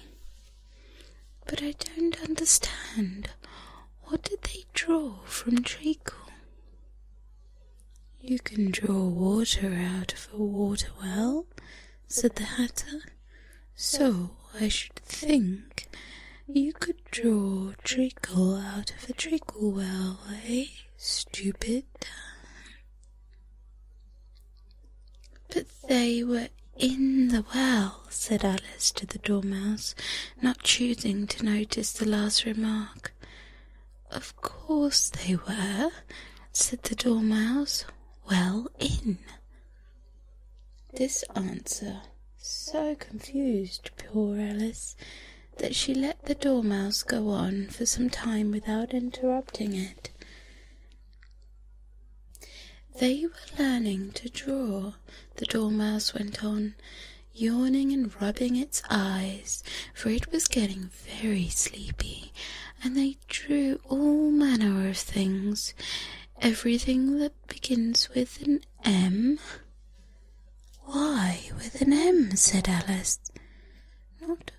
"Why not?" said the March Hare. Alice was silent. The Dormouse closed its eyes by this time, and was going off into a doze, but on being pinched by the Hatter it woke up again with a little shriek, and went on. "That begins with an M, such as mousetraps, and moon, and memory, and muchness. You know, you say things are much of a muchness. Did you ever see such a thing as a drawing of muchness?" "Really, now you ask me," said Alice, very much confused. "I don't think—" "Then you shouldn't talk," said the Hatter. This piece of rudeness was more than Alice could bear. She got up in great disgust and walked off. The Dormouse fell asleep instantly, and neither of the others took the least notice of her going, though she looked back once or twice, half hoping they would call after her. The last time she saw them, they were trying to put the Dormouse into a teapot. "At any rate, I'll never go there again," said Alice, as she picked her way through the wood. "It's the stupidest tea party I was ever at in my whole life." Just as she said this, she noticed that one of the trees had a door leading right into it. "That's very curious," she thought, "but everything's curious today. I think I may as well go in at once." And in she went. Once more she found herself in a long hall and close to the little glass table. "Now, I'll manage better this time," said Alice to herself, and began taking the little golden key and unlocking the door that led into the garden. Then she went to work at nibbling the mushroom. She'd kept a piece of it in her pocket, till she was about 5 foot high.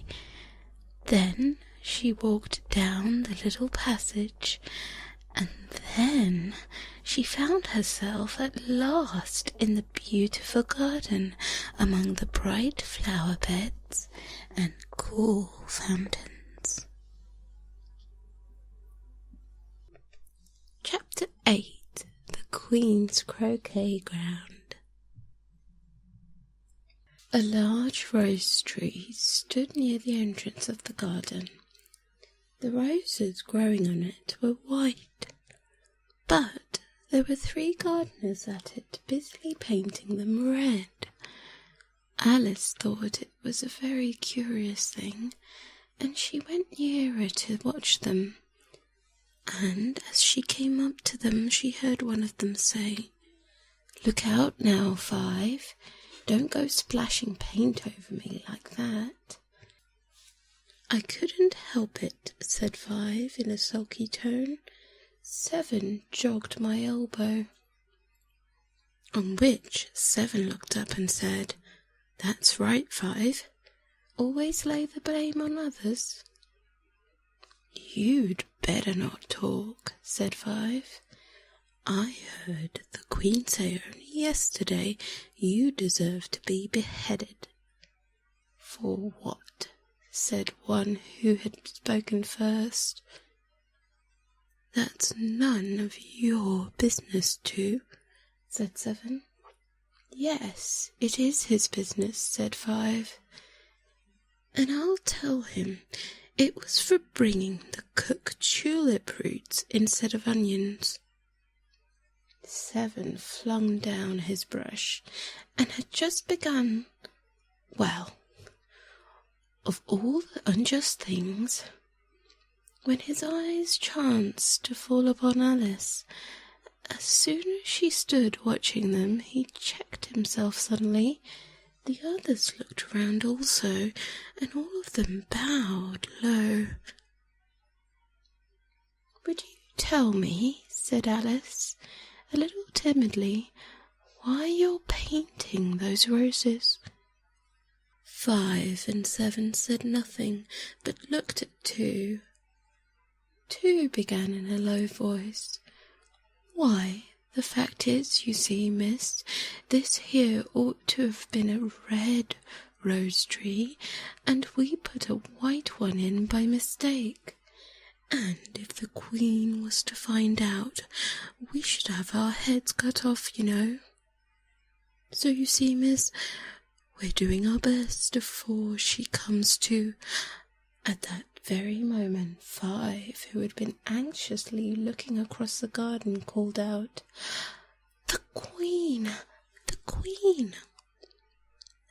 And the 3 gardeners instantly threw themselves flat upon their faces. There was a sound of many footsteps, and Alice looked around eager to see the Queen. First came 10 soldiers carrying clubs. These were all shaped like the 3 gardeners, oblong and flat, with their heads and feet at corners. Next, the 10 courtiers.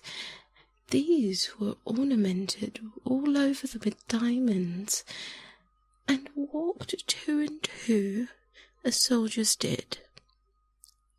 After these came the royal children. These were 10 of them, and the little dears came jumping merrily along hand in hand in couples. They were all ornamented with hearts. Next came the guests, mostly kings and queens, and among them Alice recognized the white rabbit. It was talking in a hurriedly nervous manner, smiling at everything that was said, and went by without noticing her. Then followed the knave of hearts, carrying the king's crown on a crimson velvet cushion, and last of all this grand procession came the King and Queen of Hearts. Alice was rather doubtful whether she ought to not lie down on her face like the three gardeners, but she could not remember ever having heard such a rule at processions, and besides, what would be the use of such a procession, thought she, if people had all to lie down upon their faces so that they couldn't see it? So she stood where she was and waited. When the procession came opposite to Alice, they all stopped and looked at her, and the Queen said severely, "Who is that?" she said to the Knave of Hearts, who only bowed and smiled in reply. "Idiot," said the Queen, tossing her head impatiently, and turning to Alice, she went on, "What's your name, child?" "My name is Alice, so please your Majesty," Alice said very politely. But she added to herself, "Why, they're only a pack of cards after all. I needn't be afraid of them." "And who are these?" said the Queen, pointing to the three gardeners who were laying around the rose tree. For, you see, as they were laying on their faces, and the pattern on their backs was the same as the rest of the pack, she could not tell whether they were gardeners, or soldiers, or courtiers, or three of their own children. "How should I know?" said Alice, surprised at her own courage. "It's no business of mine." The Queen turned crimson with fury, and after glaring at her for a moment like a wild beast, screamed, "Off with her head! Off!" "Nonsense," said Alice, very loudly and decidedly, and the Queen was silent. The King laid his hand upon her arm and timidly said, "Consider, my dear, she is only a child." The Queen turned angrily away from him and said to the Knave, "Turn them over." The Knave did so very carefully with one foot. "Get up," said the Queen in a shrill, loud voice, and the three gardeners instantly jumped up and began bowing to the King, the Queen, the royal children, and everybody else. "Leave off that," screamed the Queen. "You make me giddy." And then, turning to the rose tree, she went on, "What have you been doing here?" "May it please you, your Majesty," said two, in a very humble tone, going down on one knee as he spoke, "we were trying—" "I see," said the Queen, who had meanwhile been examining the roses. "Off with their heads." And the procession moved on, three of the soldiers remaining behind to execute the unfortunate gardeners, who ran to Alice for protection. "You shan't be beheaded," said Alice, and she put them into a large flower pot that stood near. Three soldiers wandered about for a minute or two, looking for them, and then quietly marched off after the others. "Are their heads off?" shouted the Queen. "Their heads were gone, if it pleases you, your Majesty," the soldiers shouted in reply. "That's right," shouted the Queen. "Can you play croquet?" The soldiers were silent and looked at Alice as the question was evidently meant for her. "Yes," shouted Alice.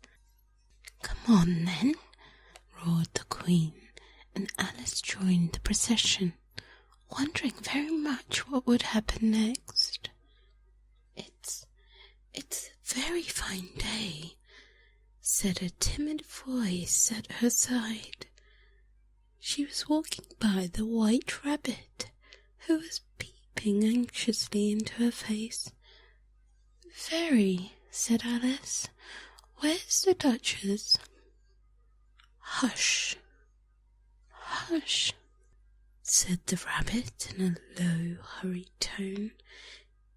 He looked anxiously over his shoulder as he spoke, and then raised himself up onto tiptoe, put his mouth close to her ear, and whispered, "She's under sentence of execution."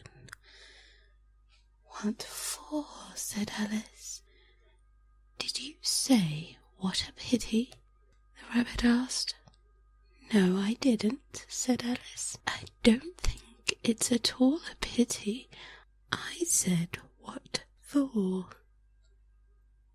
"She boxed all the Queen's ears," the rabbit began. Alice gave a little scream of laughter. "Oh, hush," the rabbit whispered in a frightened tone. "The Queen will hear you. You see, she came rather late, and the Queen said—" "Get to your places," shouted the Queen in a voice of thunder, and people began running about in all directions, tumbling up against each other. However, they got settled down in a minute or two, and the game began. Alice thought she had never seen such a curious croquet ground in her life. It was all ridges and furrows. The balls were live hedgehogs, the mallets live flamingos. The soldiers had doubled themselves up, and to stand on their hands and feet to make the archers.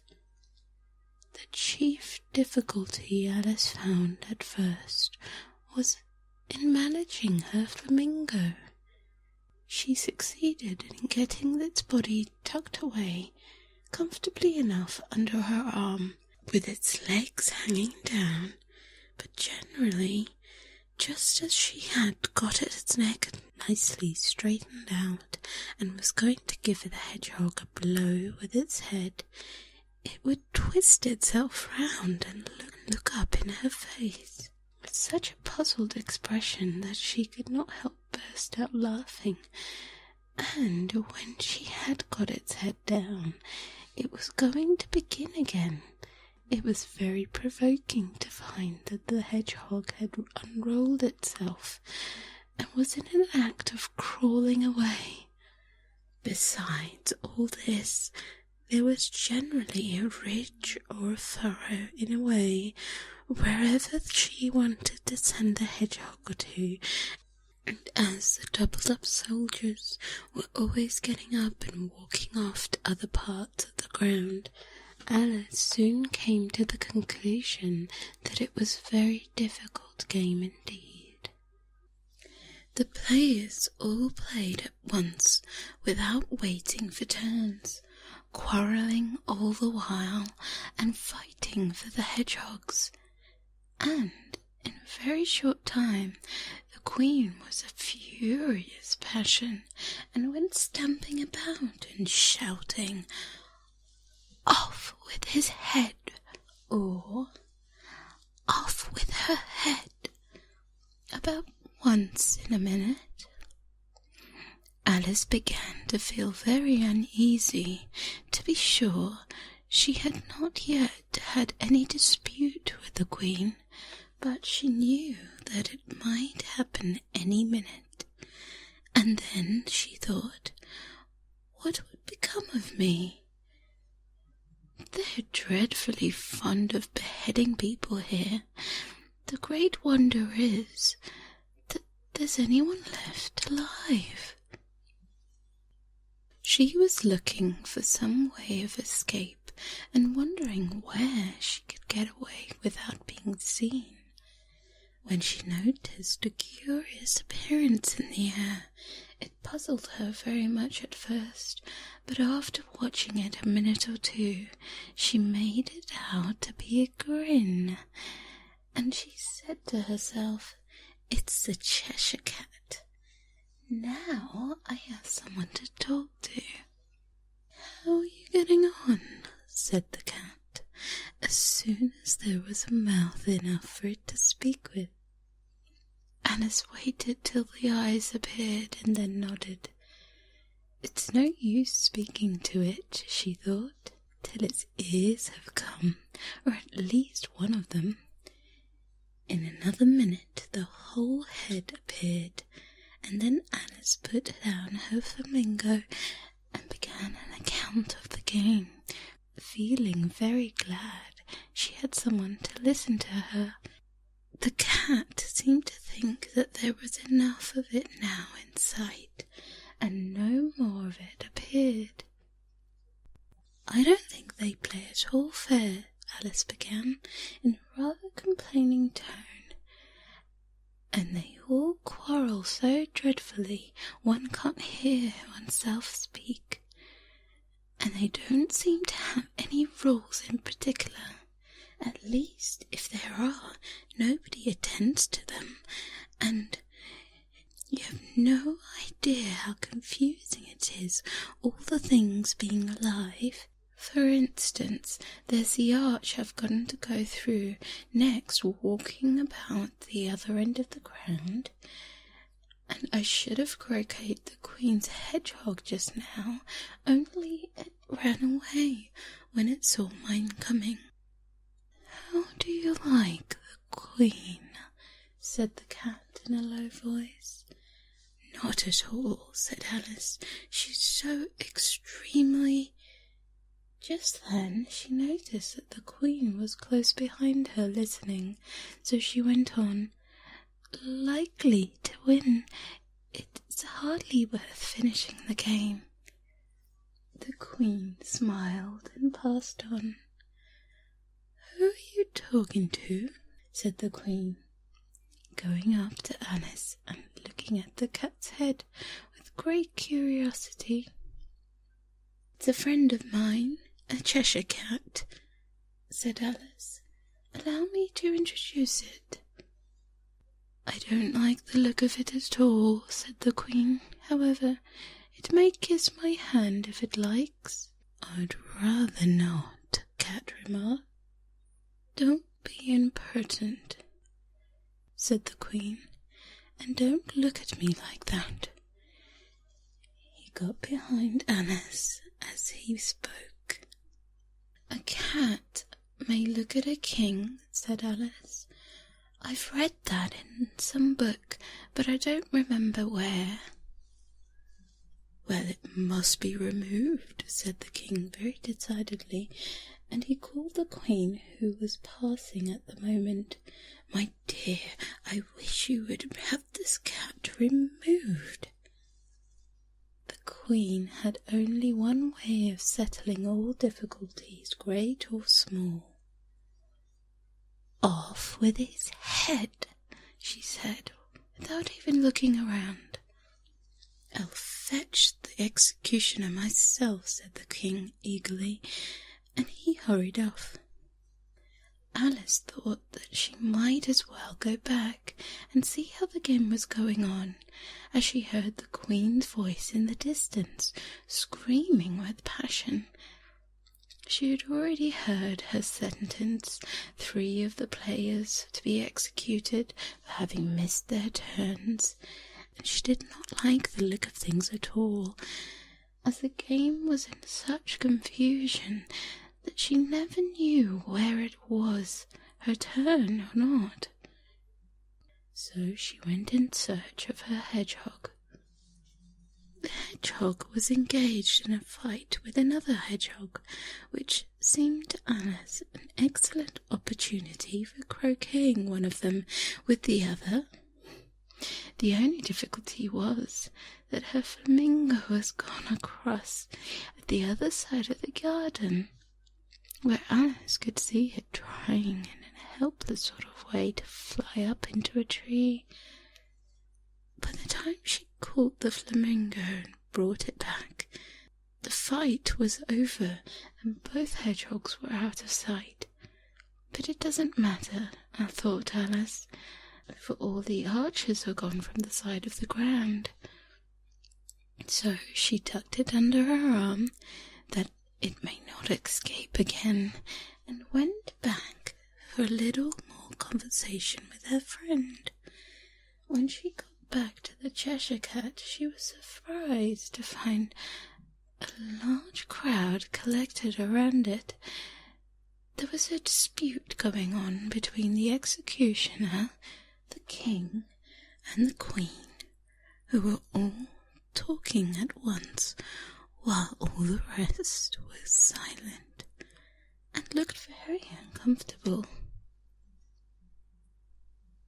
The moment Alice appeared, she was appealed by all three of them to settle the question, and they repeated their arguments to her, though, as they all spoke at once, she found it very hard indeed to make out exactly what they said.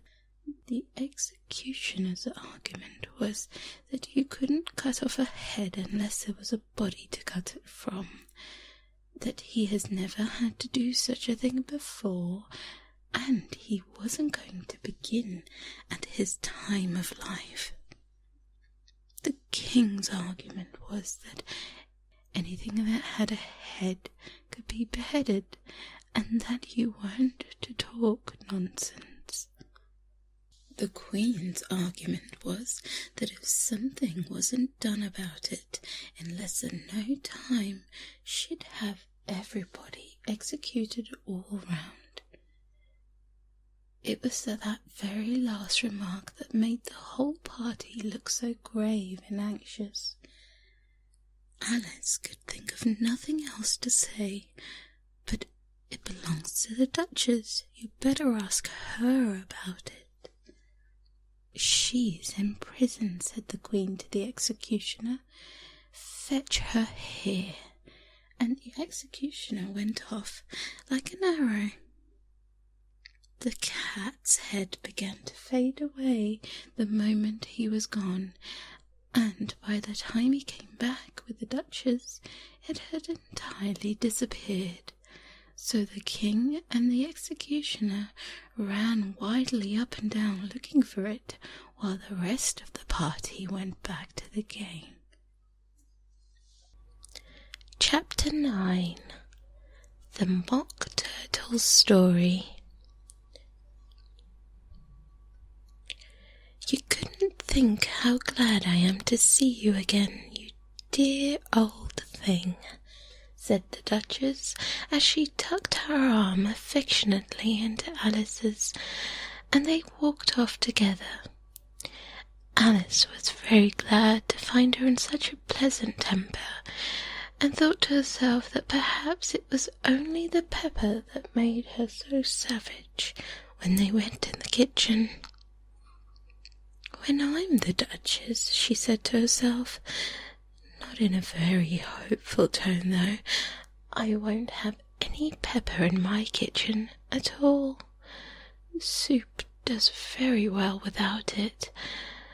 Maybe it's always pepper that makes people hot-tempered, she went on, very much pleased at having found out a new kind of rule, and vinegar, that makes them sour, and chamomile, that makes them bitter, and barley sugar, and such things, that makes children sweet-tempered. I only wish people knew that. Then they wouldn't be so stingy about it, you know. She had quite forgotten the Duchess by this time, and was a little startled when she heard her voice close to her ear. You're thinking about something, my dear. and that makes you forget to talk. I can't tell you just now what the moral of it is, but I shall remember it in a bit. Perhaps it hasn't one, Alice ventured to remark. Tut, tut, child, said the Duchess. Everything's got a moral, if only you can find it. And she squeezed herself close to Alice's side as she spoke. Alice did not much like keeping so close to her. First, because the Duchess was very ugly, and secondly, because she was exactly the right height to rest her chin upon Alice's shoulder, and it was a very uncomfortably sharp chin. However, she did not like to be rude, so she bore it all as well as she could. The game is going to be rather better now, she said, by the way of keeping the conversation a little. "'Tis so," said the Duchess, "and the moral of it is, oh, 'tis love, 'tis love, that makes the world go round." "Somebody said," Alice whispered, "that it's done by everyone minding their own business." "Ah, well, it means much the same thing," said the Duchess, digging her sharp chin in Alice's shoulder as she added, "and the moral of that is, take care of the sense, and the sounds will take care of themselves." "How fond she is of finding morals in things," Alice thought to herself. "I dare say you're wondering why I don't put my arm around your waist," the Duchess said after a pause. "The reason is that I'm doubtful about the temper of your flamingo. Shall I try the experiment?" "He might bite," Alice cautiously replied, not feeling at all anxious to have the experiment tried. "Very true," said the Duchess. "Flamingos and mustard both bite, and the moral of that is, birds of a feather flock together." "Only mustard isn't a bird," Alice remarked. "Right as usual," said the Duchess. "What a clear way you have of putting things." "It's a mineral, I think," said Alice. "Of course it is," said the Duchess, who seemed ready to agree with everything that Alice said. "There's a large mustard mine near here, and the moral of that is, the more there is of mine, the less there is of yours." "Oh, I know!" Alice exclaimed, who had not attended to the last remark. "It's a vegetable. It doesn't look like one, but it is." "I quite agree with you," said the Duchess, "and the moral of that is, be what you would seem to be, or, if you'd like to put it more simply, never imagine yourself not to be otherwise than what it might appear to others that what you were or might have been was not otherwise than what you have been would have appeared to them to be otherwise." "I think I should understand that better," Alice said very politely, "if I had it written down, but I can't quite follow it as you say it." "That's nothing to what I could say if I choose," the Duchess replied in a pleased tone. "Pray don't trouble yourself to say it any longer than that," Alice said. "Oh, don't talk about trouble," said the Duchess. "I make you a present of everything I've said as yet." "A cheap sort of present," thought Alice. "I'm glad they don't give birthday presents like that." But she did not venture to say it aloud. "Thinking again?" the Duchess asked, with another dig of her sharp little chin. "I've a right to think," Alice said sharply, for she was beginning to feel a little worried. "Just about as much right," said the Duchess, "as pigs have to fly, and But here, to Alice's great surprise, the Duchess's voice died away, even in the middle of her favourite word, moral, and the arm that was linked into hers began to tremble. Alice looked up, and there stood the Queen in front of them, with her arms folded, frowning like a thunderstorm. "A fine day, Your Majesty," the Duchess began in a low, weak voice. "Now, I give you fair warning," shouted the Queen, stamping on the ground as she spoke. "Either you or your head must be off, and that in about half no time. Take your choice." The Duchess took her choice and was gone in a moment. "Let's go on with the game," the Queen said to Alice, and Alice was too much frightened to say a word, but slowly followed her back to the croquet ground. The other guests had taken advantage of the Queen's absence and were resting in the shade. However, the moment they saw her, they hurried back to the game, the Queen merely remarking that a moment's delay would cost them their lives. All the time they were playing, the Queen never left off quarrelling with the other players and shouting, "Off with his head," or "Off with her head." Those whom she sentenced were taken into custody by the soldiers, who, of course, had to leave off being archers to do this, so that by the end of half an hour or so, there were no archers left. All the players except the King, the Queen, and Alice were in custody and under sentence of execution. Then the Queen left off, quite out of breath, and said to Alice, "Have you seen the mock turtle yet?" "No," said Alice. "I don't even know what a mock turtle is."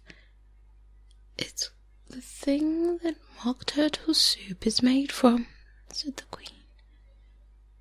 "I never saw one or heard of one," said Alice. "Come on then," said the Queen, "and he shall tell you his history." As they walked off together, Alice heard the King say in a low voice to the company general, "You are all pardoned." "Come, that's a good thing," said Alice to herself, for she had felt quite unhappy at a number of executions the Queen had ordered. They very soon came upon a griffin lying fast asleep in the sun. If you don't know what a griffin is, look at the picture. "Up, lazy things," said the Queen, "and take this young lady to see the mock turtle, and to hear his history. I must go back and see after some executions I've ordered," and she walked off, leaving Alice alone with the griffin. Alice did not quite like the look of the creature, but on the whole she thought it was quite safe as to stay with it as to go after the savage Queen, so she waited. The Griffin sat up and rubbed its eyes. Then it watched the Queen till she was out of sight. Then it chuckled. "What fun!" said the Griffin, half to itself, half to Alice. "What is the fun?" said Alice. "Why, she," said the Griffin. "It's all her fancy that they never execute nobody, you know. Come on." "Everybody says come on here," thought Alice, as she went slowly after it. "I never was so ordered about in all my life, never." They had not gone far before they saw the Mock Turtle in the distance, sitting sad and lonely on a little ledge of rock, and as they came nearer, Alice could hear him sighing as his heart would break. She pitied him deeply. "What is his sorrow?" she asked the Griffin, and the Griffin answered, very nearly in the same words as before, "It's all his fancy, that he has got no sorrow, you know. Come on." So they went on to the Mock Turtle, who looked at them with large eyes full of tears, but said nothing. "This here young lady," said the Griffin, "she wants to know your history, she do." "I'll tell it to her," said the Mock Turtle in a deep hollow tone. "Sit down, both of you, and don't speak a word until I've finished." So they sat down, and nobody spoke for some minutes. Alice thought to herself, "I don't see how he can even finish if he doesn't begin." But she waited patiently. "Once," said the Mock Turtle at last with a deep sigh, "I was a real turtle." These words were followed by a very long sentence, broken only by the occasional exclamation of "Hark!" from the Griffin, and the constant heavy sobs of the Mock Turtle. Alice was very nearly getting up and saying, "Thank you, sir, for your interesting story," but she could not help thinking there must be more to come, so she sat still and said nothing. "When we were little," the Mock Turtle went on at last, more calmly, though still sobbing a little now and then, "we went to school in the sea. The master was an old turtle. We used to call him Tortoise." "Why did you call him Tortoise if he wasn't one?" Alice asked. "We called him Tortoise because he taught us," said the Mock Turtle angrily. "Really, you are very dull." "You ought to be ashamed of yourself for asking such a simple question," added the Griffin. And then they both sat silent and looked at poor Alice, who felt ready to sink into the earth. At last the Griffin said to the Mock Turtle, "Drive on, old fellow. Don't be all day about it." And he went on in these words, "Yes, we went to school in the sea, though you mightn't believe it." "I never said I didn't," interrupted Alice. "You did," said the Mock Turtle. "Hold your tongue," added the Griffin. Before Alice could speak again, the Mock Turtle went on. "We had the best of educations. In fact, we went to school every day." "I've been to a day school too," said Alice. "You needn't be so proud as all that." "With extras?" asked the Mock Turtle. a little anxiously. "Yes, we learned French and music." "And washing," said the Mock Turtle. "Certainly not," said Alice indignantly. "Ah, in yours wasn't a really good school," said the Mock Turtle in a tone of great relief. "Now, at ours, they had at the end of the bill French, music, and washing extra." "You couldn't have wanted it much," said Alice, "living at the bottom of the sea." "I couldn't afford to learn it," said the Mock Turtle with a sigh. "I only took the regular course." "What was that?" inquired Alice.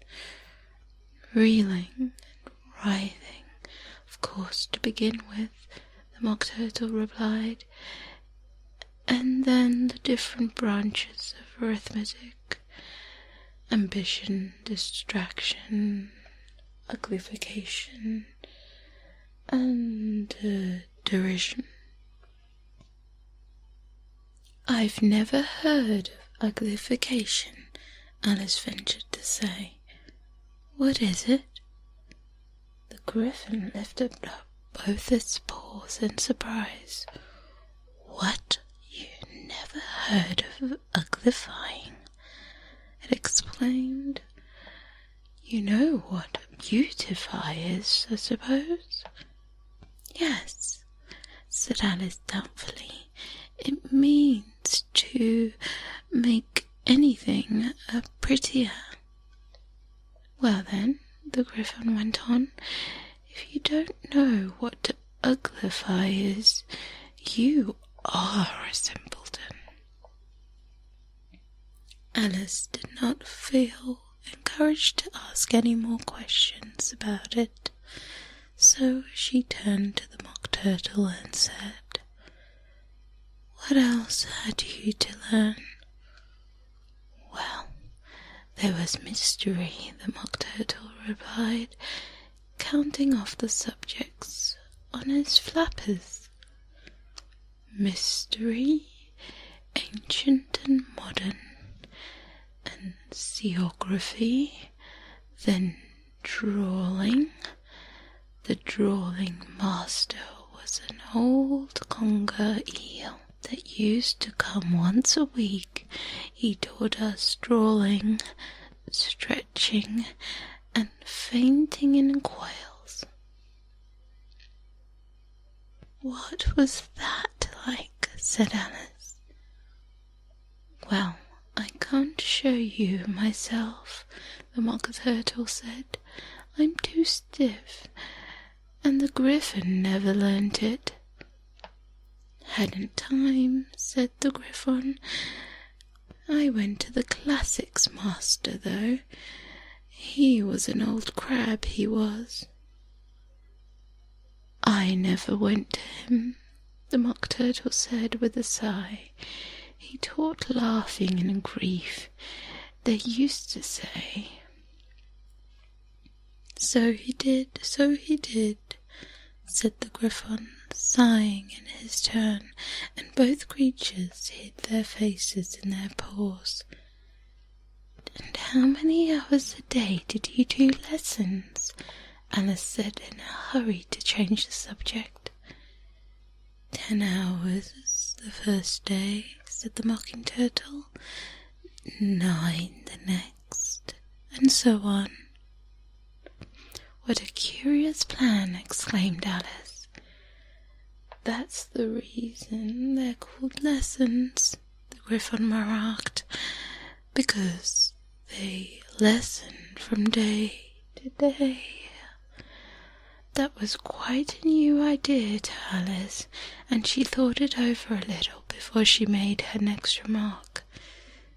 "Then the 11th day must have been a holiday." "Of course it was," said the Mock Turtle.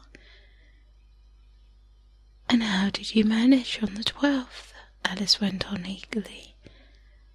"That's enough about lessons," Griffon interrupted, in a very decided tone. "Tell her something about the games now." Chapter 10. The 𝗦𝗬𝗧𝗜𝗔𝗟. The Mock Turtle sighed deeply and drew the back of one flipper across his eyes. He looked at Alice and tried to speak, but for a minute or two sobs choked his voice. "Same as if he had bone in his throat," said the Griffin, and it set to work shaking him and punching him in the back. At last the Mock Turtle recovered his voice, and with tears running down his cheeks, he went on again. "You may not have lived much under the sea." "I haven't," said Alice. "And perhaps you were never even introduced to a lobster." Alice began to say, "I once tasted," but she checked herself hastily and said, "No, never." "So you can have no idea what a delightful thing a lobster quadrille is?" "No, indeed," said Alice. "What sort of dance is it?" "Why," said the Griffon, "you first form into a line along the seashore." "2 lines," cried the Mock Turtle. "Seals, turtles, salmon, and so on. Then, when you've cleared all the jellyfish out of the way—" "That generally takes some time," interrupted the Griffin. "You advance twice, each with the lobster as a partner," cried the Griffin. "Of course," the Mock Turtle said. "Advance twice, set to partners. Change lobsters and retire in the same order," continued the Griffin. "Then, you know," the Mock Turtle went on, "you throw the lobsters," shouted the Griffin with a bound in the air, "as far out to the sea as you can." "Swim after them," screamed the Griffin. "Turn a somersault in the sea," cried the Mock Turtle, capering wildly about. "Change lobsters again," yelled the Griffin at the top of his voice. "Back to land again, and that's all the first figure," said the Mock Turtle, suddenly dropping his voice, and the 2 creatures, who had been jumping about like mad things all the time, sat down again very sadly and quietly, and looked at Alice. "It must be a very pretty dance," said Alice timidly. "Would you like to see a little of it?" said the Mock Turtle. "Very much indeed," said Alice. "Come, let's try the first figure," said the Mock Turtle to the Griffin. "We can do it without lobsters, you know. Which shall sing?" "Oh, you sing," said the Griffin. "I've forgotten the words." So they began solemnly dancing round and round Alice, every now and then treading on her toes when they passed too close, and waving their forepaws to mark the time, while the Mock Turtle sang this very slowly and sadly. "Will you walk a little faster?" said the whiting to a snail. "There's a porpoise close behind us, and he's treading on my tail. See how eagerly the lobsters and the turtles all advance. They are waiting on the shingle. Will you come and join the dance? Will you? Won't you? Will you? Won't you? Will you join the dance? Will you? Won't you? Will you? Won't you? Won't you join the dance?"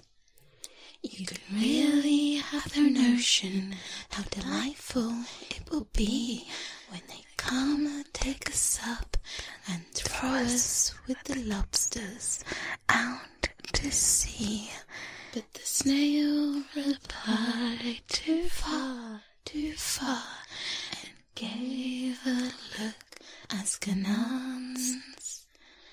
but he thanked the Witin kindly, but he would not join the dance. Would not, could not, would not, could not, would not join the dance. Would not, could not, would not, could not, could not join the dance. What matters it how far we go? His scaly friend replied, there is another shore, you know, upon the other side. The further off England, the nearer is to France. Then turn not pale, beloved snail, but come and join the dance. Will you, won't you, will you, won't you, will you join the dance? Will you, won't you, will you, won't you join the dance? Thank you. It's a very interesting dance to watch, said Alice, feeling very glad it was over at last. And I do so like that curious song about the whiting. Oh, as to the whiting, said the Mock Turtle, you've seen them before, of course. Yes, said Alice, I've often seen them at She checked herself hastily. I don't know where Din may be, said the Mock Turtle, but if you've seen them so often, of course you know what they're like. I believe so, Alice replied thoughtfully. They have their tails in their mouths, and they're all over crumbs. You're wrong about the crumbs, said the Mock Turtle. Crumbs would all wash off in the sea. But they have their tails in their mouth, and the reason is... Here the Mock Turtle yawned and shut his eyes. Tell her about the reason and all that, he said to the Griffin. The reason is, said the Griffin, that they would go with the lobsters to dance, so they got thrown out to sea. So they had to fall a long way, so they got their tails fast in their mouths, so they couldn't get them out again, that's all. Thank you, said Alice. It's very interesting. I never knew so much about whiting before. I can tell you more than that, if you like, said the Griffin. Do you know why it's called a whiting? I never thought about it, said Alice. Why? It does the boots and the shoes, the Griffin replied very solemnly. Alice was thoughtfully puzzled. Does the boots and the shoes? She repeated in a wondering tone. Why, what are your shoes done with? Said the Griffin. I mean, what makes them so shiny? Alice looked down at them and considered a little before she gave her answer. They're done with blacking, I believe. Boots and shoes under the sea, the Griffin went on in a deep voice, are done with a whiting, now you know. And what are they made of? Alice asked in a tone of great curiosity. Soles and eels, of course, the Griffin replied rather impatiently. Any shrimp could have told you that. If I'd have been the whiting, said Alice, whose thoughts were still running on the song, I'd have said to the paupers, keep back, please, we don't want you with us. They were obliged to have him with them, the Mock Turtle said. No wise fish would go anywhere without a porpoise. "Wouldn't it really?" said Alice in a tone of great surprise. "Of course not," said the Mock Turtle. "Why, if a fish came to me and told me he was going on a journey, I should say, 'With what purpose?'" "Don't you mean purpose?" Alice said. "I mean what I say," the Mock Turtle replied in an offended tone. And the Gryphon added, "Come, let's hear some of your adventures." "I can tell you my adventures beginning from this morning," said Alice a little timidly, "but it's no use going back to yesterday because I was a different person then." "Explain all that," said the Mock Turtle. No, the adventures first," said the Gryphon in an impatient tone. "Explanations take such dreadful time." So Alice began telling them her adventures from the time when she first saw the White Rabbit. She was a little nervous about it at first. The two creatures got so close to her, one on each side, and opened their eyes and mouths so very wide. But she gained the courage as she went on. Her listeners were perfectly quiet till she got to the part about her repeating, "You are old, Father William," to the caterpillar, and the words all coming different. And then the Mock Turtle drew a long breath and said, "That's very curious." "It's all about as curious as can be," said the Gryphon. "It all came different," the Mock Turtle repeated thoughtfully. "I should like to hear her try and repeat something now. Tell her to begin." He looked at the Gryphon as if he thought it had some kind of authority over Alice. "Stand up and repeat." "'Tis the voice of the sluggard," said the Gryphon. "How the creatures order one about and make one repeat lessons," thought Alice. "I might as well be at school at once." However, she got up and began to repeat it, but her head was so full of all the 𝗦𝗬𝗧 that she hardly knew what she was saying, and the words came out very queer indeed. "'Tis the voice of the lobster," I heard him declare. "You have baked me too brown, I must sugar my hair. As a duck with his eyelids, so he with his nose trims his belt and his buttons and turns out his toes." Later editions continued as follows. "When the sands are all dry, he's as gay as a lark, and will talk in contemptuous tones of a shark.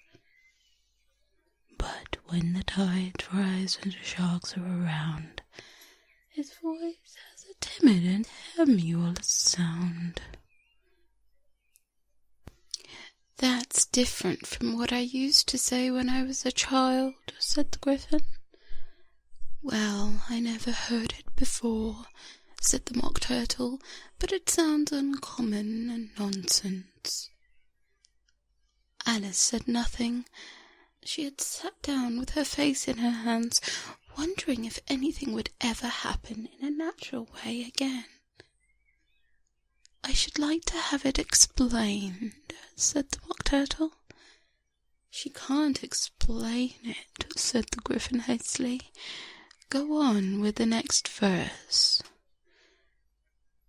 "But about his toes," the Mock Turtle persisted. "How could he turn them out with his nose, you know?" "It's the first position in dancing," Alice said, but was dreadfully puzzled by the whole thing and longed to change the subject. "Go on with the next verse," the Gryphon replied impatiently. "It begins, 'I passed by the garden.'"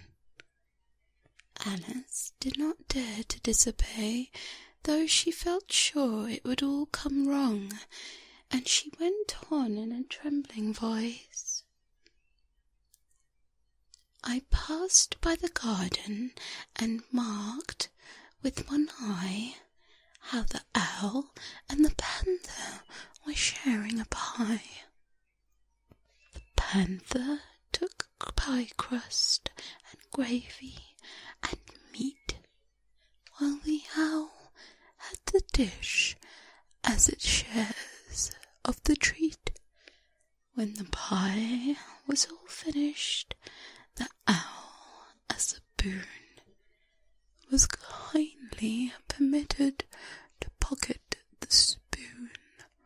When the panther received the knife and the fork with a growl, and concluded the banquet." "What is the use of repeating all that stuff?"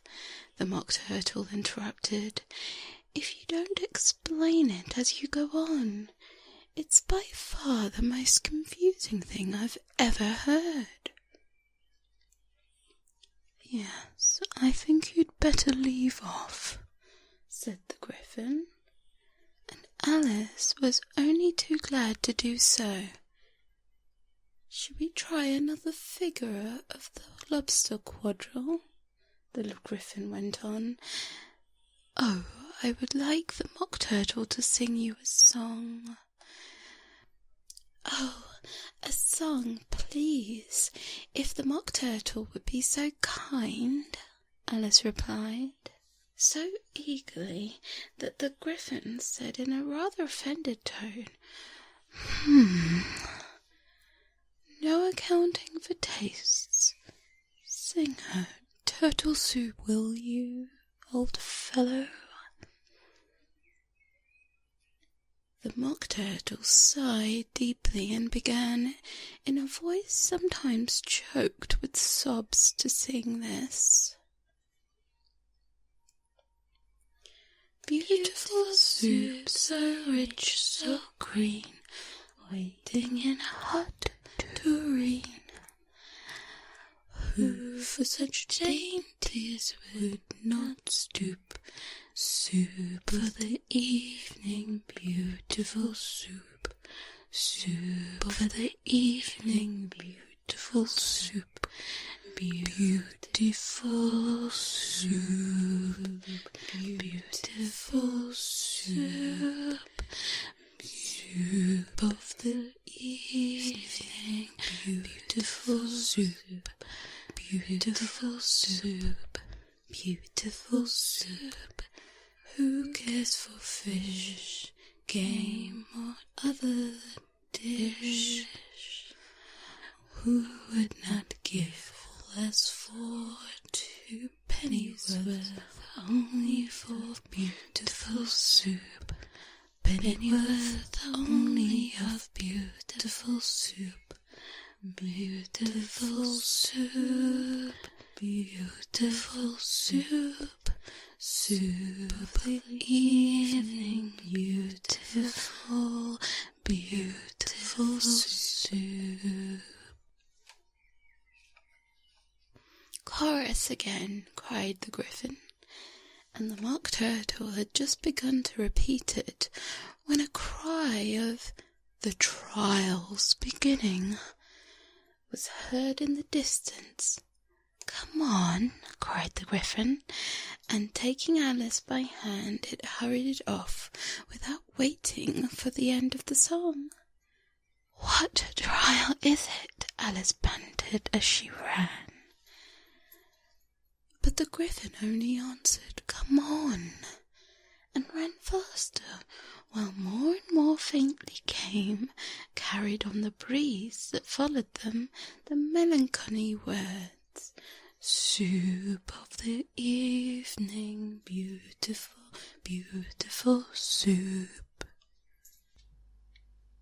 Chapter 11.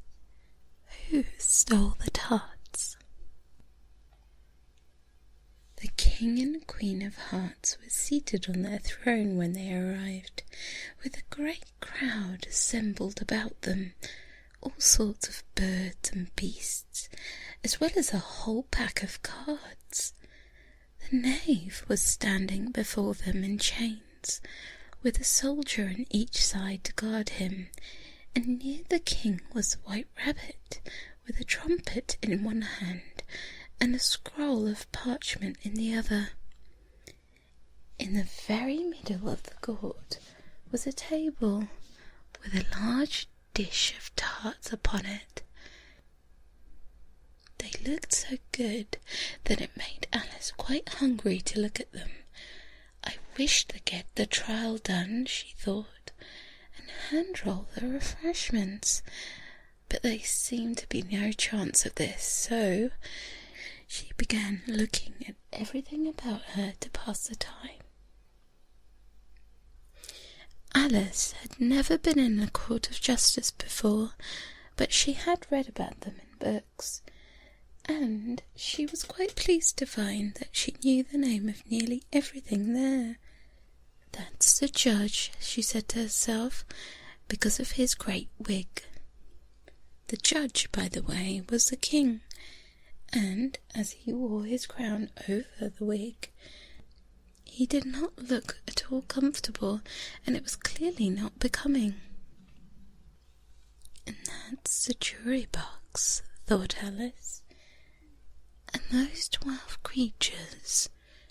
She was obliged to say creatures, you see, because some of them were animals, and some were birds. "I suppose they're the jurors," she said the last word 2 or 3 times over to herself, being rather proud of it, for she thought, and rightly too, that there were very few little girls of her age knew the meaning of it all. However, jurymen would have done just as well. The 12 jurors were all writing very busily on slates. "What are they doing?" Alice whispered to the griffin. "They can't have anything to put down yet before the trial's begun." "They're putting down their names," the griffin whispered in reply, "for fear they should forget them before the end of the trial." "Stupid things," Alice began in a loud, indignant voice, but she stopped hastily, for the white rabbit cried out, "Silence in the court," and the king put on his spectacles and looked anxiously around to make out who was talking. Alice could see, as if she were looking over their shoulders, that all the jurors were writing down stupid things on their slates, and she could even make out that one of them didn't know how to spell stupid, and that he had to ask his neighbour to tell him. "A nice muddle their slates'll be in before the trial's over," thought Alice. One of the jurors had a pencil that squeaked. This, of course, Alice could not stand, and she ran round the court and got behind him, and very soon found the opportunity to take it away. She did it so quickly that the poor little juror, it was Bill the lizard, could not make out at all what had become of it. So, after hunting all about for it, he was obliged to write with one finger for the rest of the day, and this was of very little use, as it left no mark on the slate. "Herald, read the acquisition," said the king. On this the white rabbit blew 3 bursts on the trumpet, and then unrolled the parchment scroll and read as follows: "The Queen of Hearts, she made some tarts, all on a summer day. The Knave of Hearts, he stole those tarts and took them quite away. "Consider your verdict," the king said to the jury. "Not yet, not yet," the rabbit hastily interrupted. "There's a great deal to come before that." "Call the first witness," said the king, and the white rabbit blew 3 blasts on the trumpet and called out, "First witness." The first witness was the Hatter. He came in with a teacup in one hand and a piece of bread and butter in the other. "I beg your pardon, your Majesty," he began, "for bringing these in, but I hadn't quite finished my tea when I was sent for." "You ought to have finished," said the king. "When did you begin?" The Hatter looked at the March Hare, who'd followed him into the court, arm in arm with the Dormouse. 14th of March, I think it was, he said. 15th, said the March Hare. 16th, said the Dormouse. "Write that down," the king said to the jury, and the jury eagerly wrote down all 3 dates on their slate, and then added them up and reduced the answer to shillings and pence. "Take off your hat," the king said to the Hatter. "It isn't mine," said the Hatter. "Stolen?" the king exclaimed, turning to the jury, who instantly made a memorandum of the fact. "I keep them to sell," said the Hatter. The Hatter added an explanation. "I've none of my own, I'm a Hatter." Here the queen put on her spectacles and began staring at the Hatter, who turned pale and frigid. "Give your evidence," said the king, "and don't be nervous, or I'll have you executed on the spot." This did not seem to encourage the witness at all. He kept shifting from one foot to the other, looking uneasy at the queen, and in his confusion he bit a large piece out of his teacup instead of the bread and butter. Just at this moment Alice felt a very curious sensation, which puzzled her a good deal until she made out what it was. She was beginning to grow larger again, and she thought at first she would get up and leave the court, but on second thoughts she decided to remain where she was as long as there was room for her. "I wish you wouldn't squeeze so," said the Dormouse, who was sitting next to her.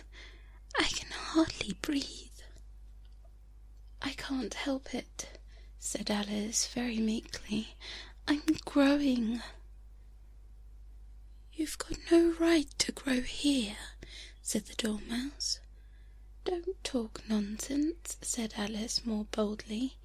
"You know you're growing too." "Yes, but I grow at a reasonable pace," said the Dormouse. "Not in that ridiculous fashion." And he got up very sulkily, crossed over to the other side of the court. At this time the queen had never left off staring at the Hatter, and just as the Dormouse crossed the court, she said to one of the officers of the court, "Bring me the list of singers in the last concert," on which the wretched Hatter trembled so that he shook both his shoes off. "Give your evidence," the king repeated angrily, "or I'll have you executed, whether you're nervous or not." "I'm a poor man, your Majesty," the Hatter began in a trembling voice. I hadn't begun my tea, not above a week or so, and what with the bread and butter getting so thin, and the twinkling of the tea—" "The twinkling of the what?" said the king. "It began with the tea," replied the Hatter. "Of course twinklings begin with a T," said the king sharply. "Do you take me for a dunce? Go on." "I'm a poor man," the Hatter went on, "and most things twinkled after that. Only the March Hare said—" "I didn't," the March Hare interrupted in a great hurry. "You did," said the Hatter. "I deny it," said the March Hare. "He denies it," said the king. "Leave out that part." "Well, at any rate, the Dormouse said," the Hatter went on, looking anxiously around to see if he would deny it too, but the Dormouse denied nothing, being fast asleep. "After that," continued the Hatter, "I cut some more bread and butter." "But what did the Dormouse say?" one of the jurors asked. "That I can't remember," said the Hatter. "You must remember," remarked the king, "or I'll have you executed." The miserable Hatter dropped his teacup and bread and butter, and went down on one knee. "I'm a poor man, your Majesty," he began. "You're a very poor speaker," said the king. Here one of the guinea pigs cheered, and immediately suppressed by the officers of the court. As that is rather a hard word, I will just explain to you how it was done. They had a large canvas bag which tied up at the mouth with strings. Into this they slipped a guinea pig head first, and then sat upon it. "I'm glad I've seen that done," thought Alice. "I've so often read in newspapers at the end of trials there were some attempts and an applause, which immediately suppressed by the officers of the court, and I never understood what it meant until now. If that's all you know about it, you may stand down," continued the king. "I can't go no lower," said the Hatter. "I'm on the floor as it is." "Then you may sit down," the king replied. Here the other guinea pig cheered and was suppressed. "Come, that finished the guinea pigs," thought Alice.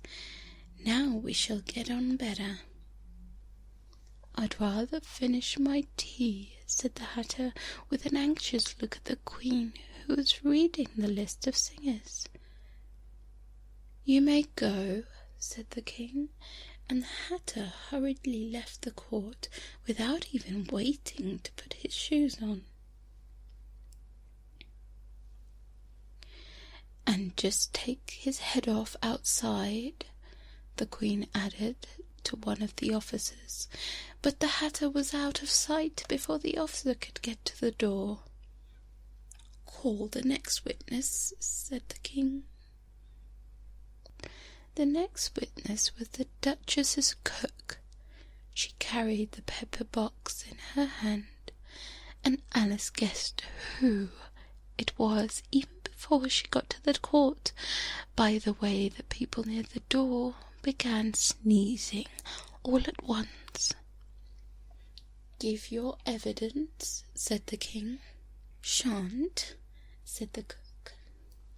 The king looked anxiously at the White Rabbit, who said in a low voice, "Your Majesty must cross-examine this witness."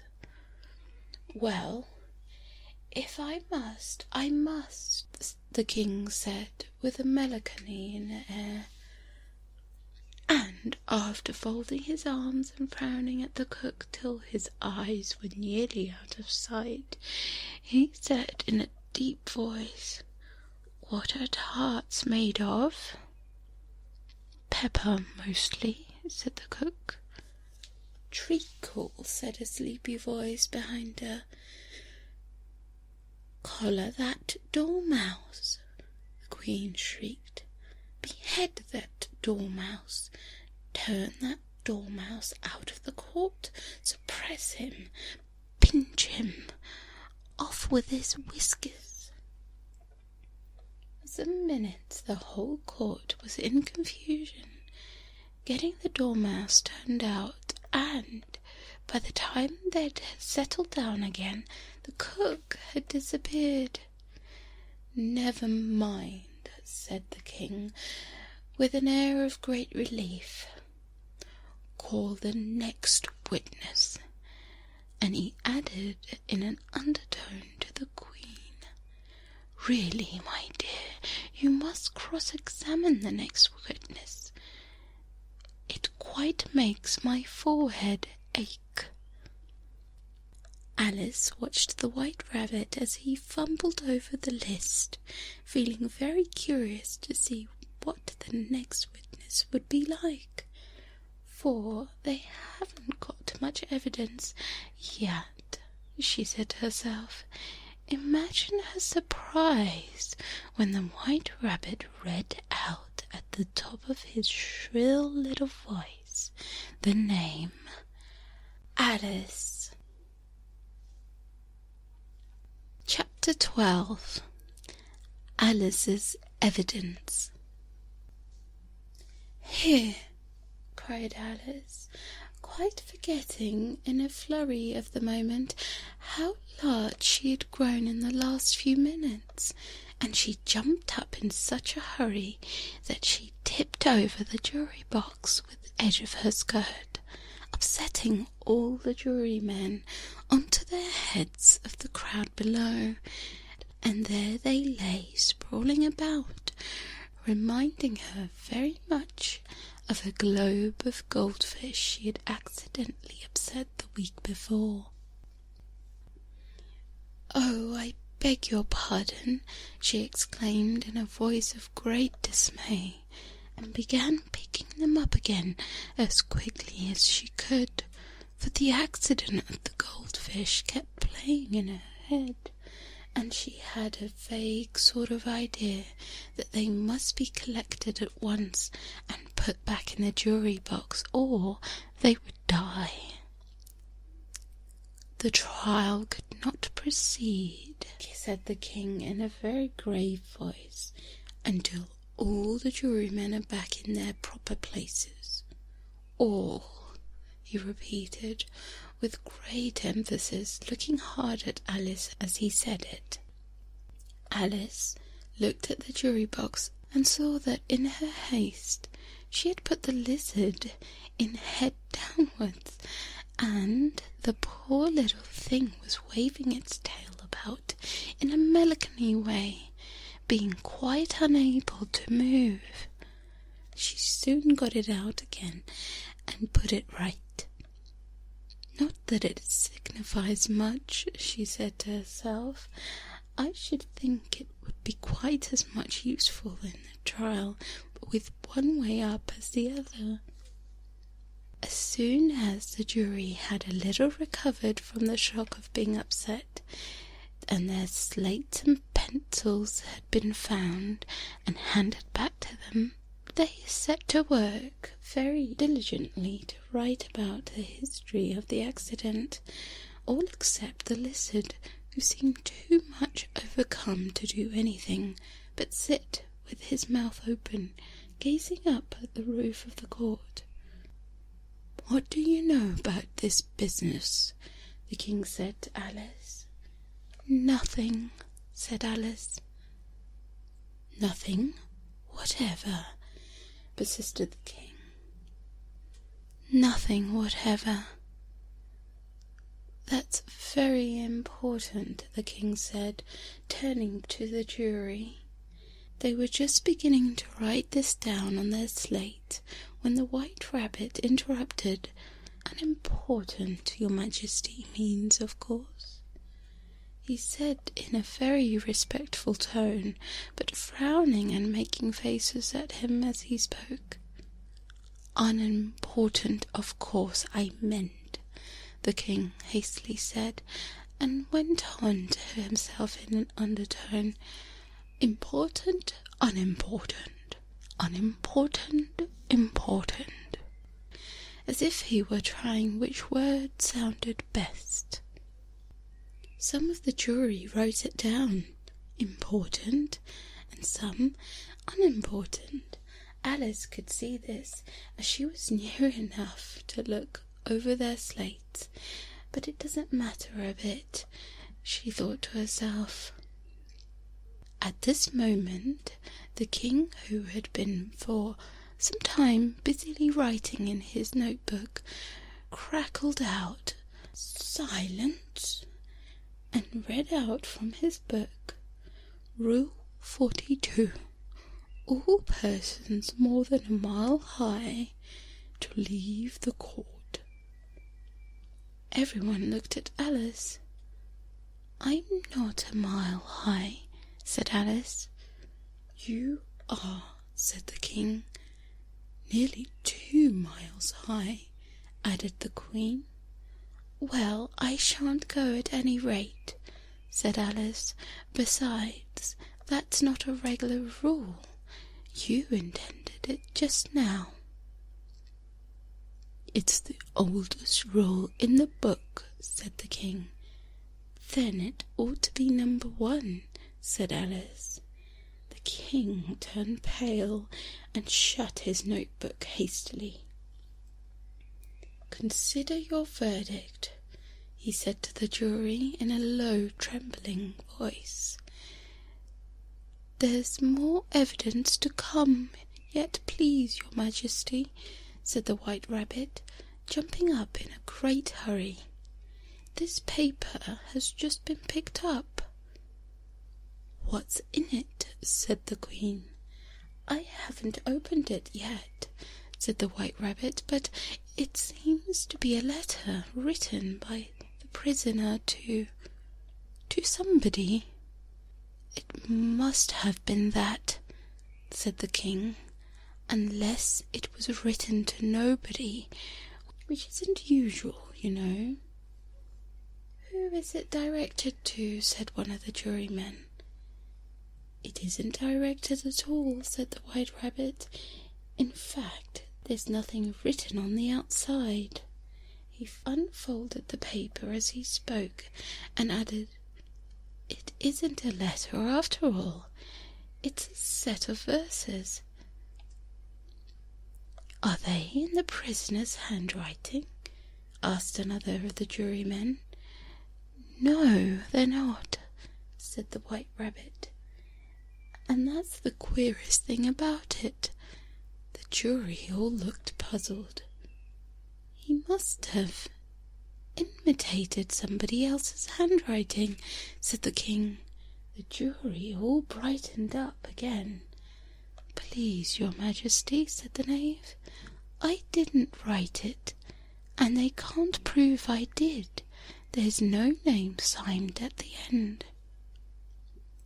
"If you didn't sign it," said the King, "that only makes the matter worse. You must have meant some mischief, or else you'd have signed your name like an honest man." There was a general clapping of hands at this.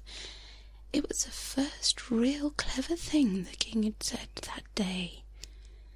"That proves his guilt," said the Queen. "It proves nothing of the sort," said Alice. "Why, you don't even know what they're about." "Read them," said the King. The White Rabbit put on his spectacles. "Where shall I begin, please, your Majesty?" he asked. "Begin at the beginning," the king said gravely, "and go on until you come to the end, then stop." These were the verses the White Rabbit read. "They told me you had been to her, and mentioned me to him. She gave me a good character, but said I could not swim. He sent them word I had not gone. We know it would be true. If she would push the matter on, what would become of you? I gave her 1, they gave him 2. You gave us 3 or more. They all returned from him to you, though they were mine before. If I or she should chance to be involved in this affair, he trusts to you to set them free exactly as they were. My notion was that you had been, before she had this fit, an obstacle that came between him, ourselves, and it. Don't let him know she liked him best, for this must ever be a secret kept from all the rest between yourself and me." "That's the most important piece of the evidence we've heard yet," said the king, rubbing his hands. "So now let the jury—" "If any one of them can explain," said Alice. She had grown so large in the last few minutes that she wasn't a bit afraid of interrupting him. "I'll give him 6 pence. I don't believe there's an atom of meaning in it." The jury wrote down on their slates, "She doesn't believe there's an atom of meaning in it," but none of them attempted to explain the paper. "If there's no meaning in it," said the king, "that saves a world of trouble, you know, as we needn't try to find any. And yet I don't know," he went on, spreading out the verses on his knee and looking at them with one eye. "I seem to see some meaning in them after all. Said I could not swim. You can't swim, can you?" he added, turning to the knave. The knave shook his head sadly. "Do I look like it?" he said, which he certainly did not, being made entirely of card.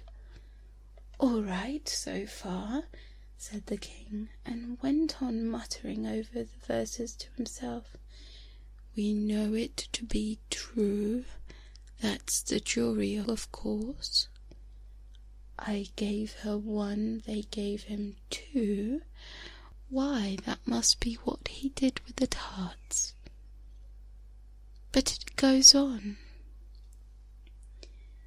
"They all returned from him to you," said Alice. "Why, there they are," said the king triumphantly, pointing to the tarts on the table. "Nothing can be clearer than that. Then again, before she had this fit. You never had fits, my dear, I think," he said to the queen. "Never," said the queen furiously, throwing an inkstand at the lizard as she spoke. The unfortunate little Bill had left off writing on his slate with one finger as he found it made no mark, but he now hastily began again, using the ink, and that was trickling down his face as long as it lasted.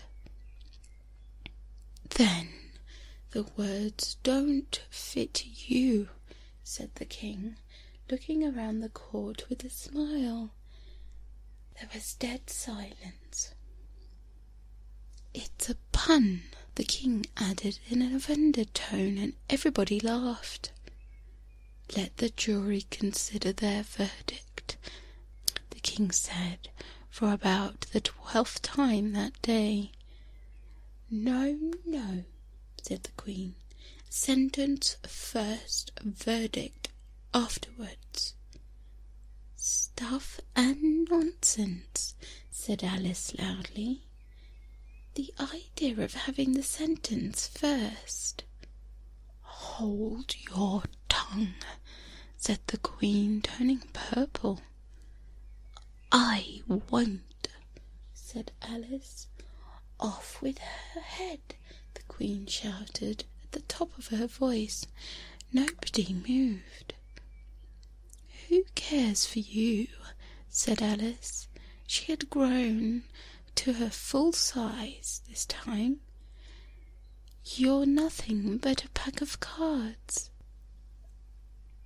At this the whole pack rose into the air and came flying down upon her. She gave a little scream, half of fright, half of anger, and tried to beat them off, and found herself lying on the bank with her head in the lap of her sister, who was gently brushing away some of the dead leaves that had fluttered down from the tree upon her face. "Wake up, Alice, dear," said her sister.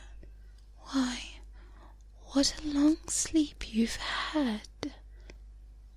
"Oh, I've had such a curious dream," Alice said. And she told her sister, as well as she could remember them, all these strange adventures of hers that you must have just been reading about. And when she finished, her sister kissed her and said, "It was a curious dream, dear, certainly. But now run in to your tea. It's getting late." So Alice got up and ran off, thinking while she ran, as well as she might, what a wonderful dream it had been. But her sister sat still, just as she left her, leaning her head in her hands, watching the setting sun, and thinking of little Alice and all the wonderful adventures, till she began dreaming after a fashion, and this was her dream. First, she dreamed of little Alice herself, and once again the tiny hands were clasped upon her knees, and the bright, eager eyes were looking up into hers. She could hear the very tones of her voice, and see that queer little toss of her head to keep back the wandering hair that would always get in her eyes. And still, as she listened, or seemed to listen, the whole place around her became alive with strange creatures of her little sister's dream. The long grass rustled at her feet as the white rabbit hurried by. The frightened mouse splashed his way through the neighbouring pond. She could hear the rattle of teacups as the March Hare and his friends shared their never-ending meal, and the shrill voice of the Queen ordering off her unfortunate guests to execution. Once more the pig baby was sneezing on the Duchess's knee, while plates and dishes crashed about it. Once more the shriek of the griffin, and the shrieking of the lizard's slate pencil, and the choking of the suppressed guinea pigs filled the air, mixed up with the distant sob of the miserable mock turtle. So she sat on, and with closed eyes, and half believed herself in Wonderland, though she knew she had but to open them again, and all would change to a dull reality. The grass would be all rustling in the wind, the pool rippling to the waving of the reeds. The rattling teacups would change to twinkling sheep bells, and the queen's shrill cries to the voice of the shepherd boy, and the sneeze of the baby, the shriek of the griffin, and all thy other queer noises would change, she knew, to the confused clamour of the busy farmyard, while the lowing of the cattle in the distance would take place of the mock turtle's heavy sobs.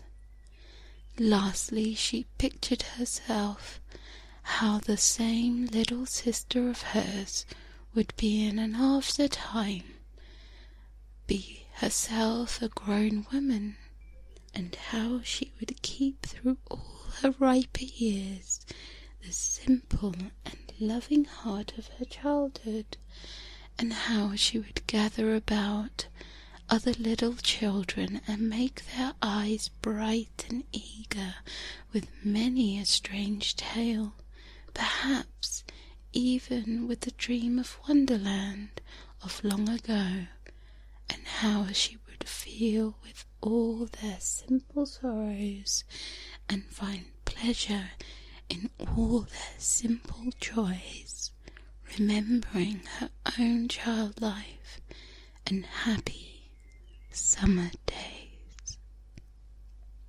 The end. And that concludes the wonderful story of Alice in Wonderland. This really is one of my favourites. I hope you've enjoyed, and if you're on YouTube, then please comment, like, and let me know what you've thought. And for now, thank you and good night.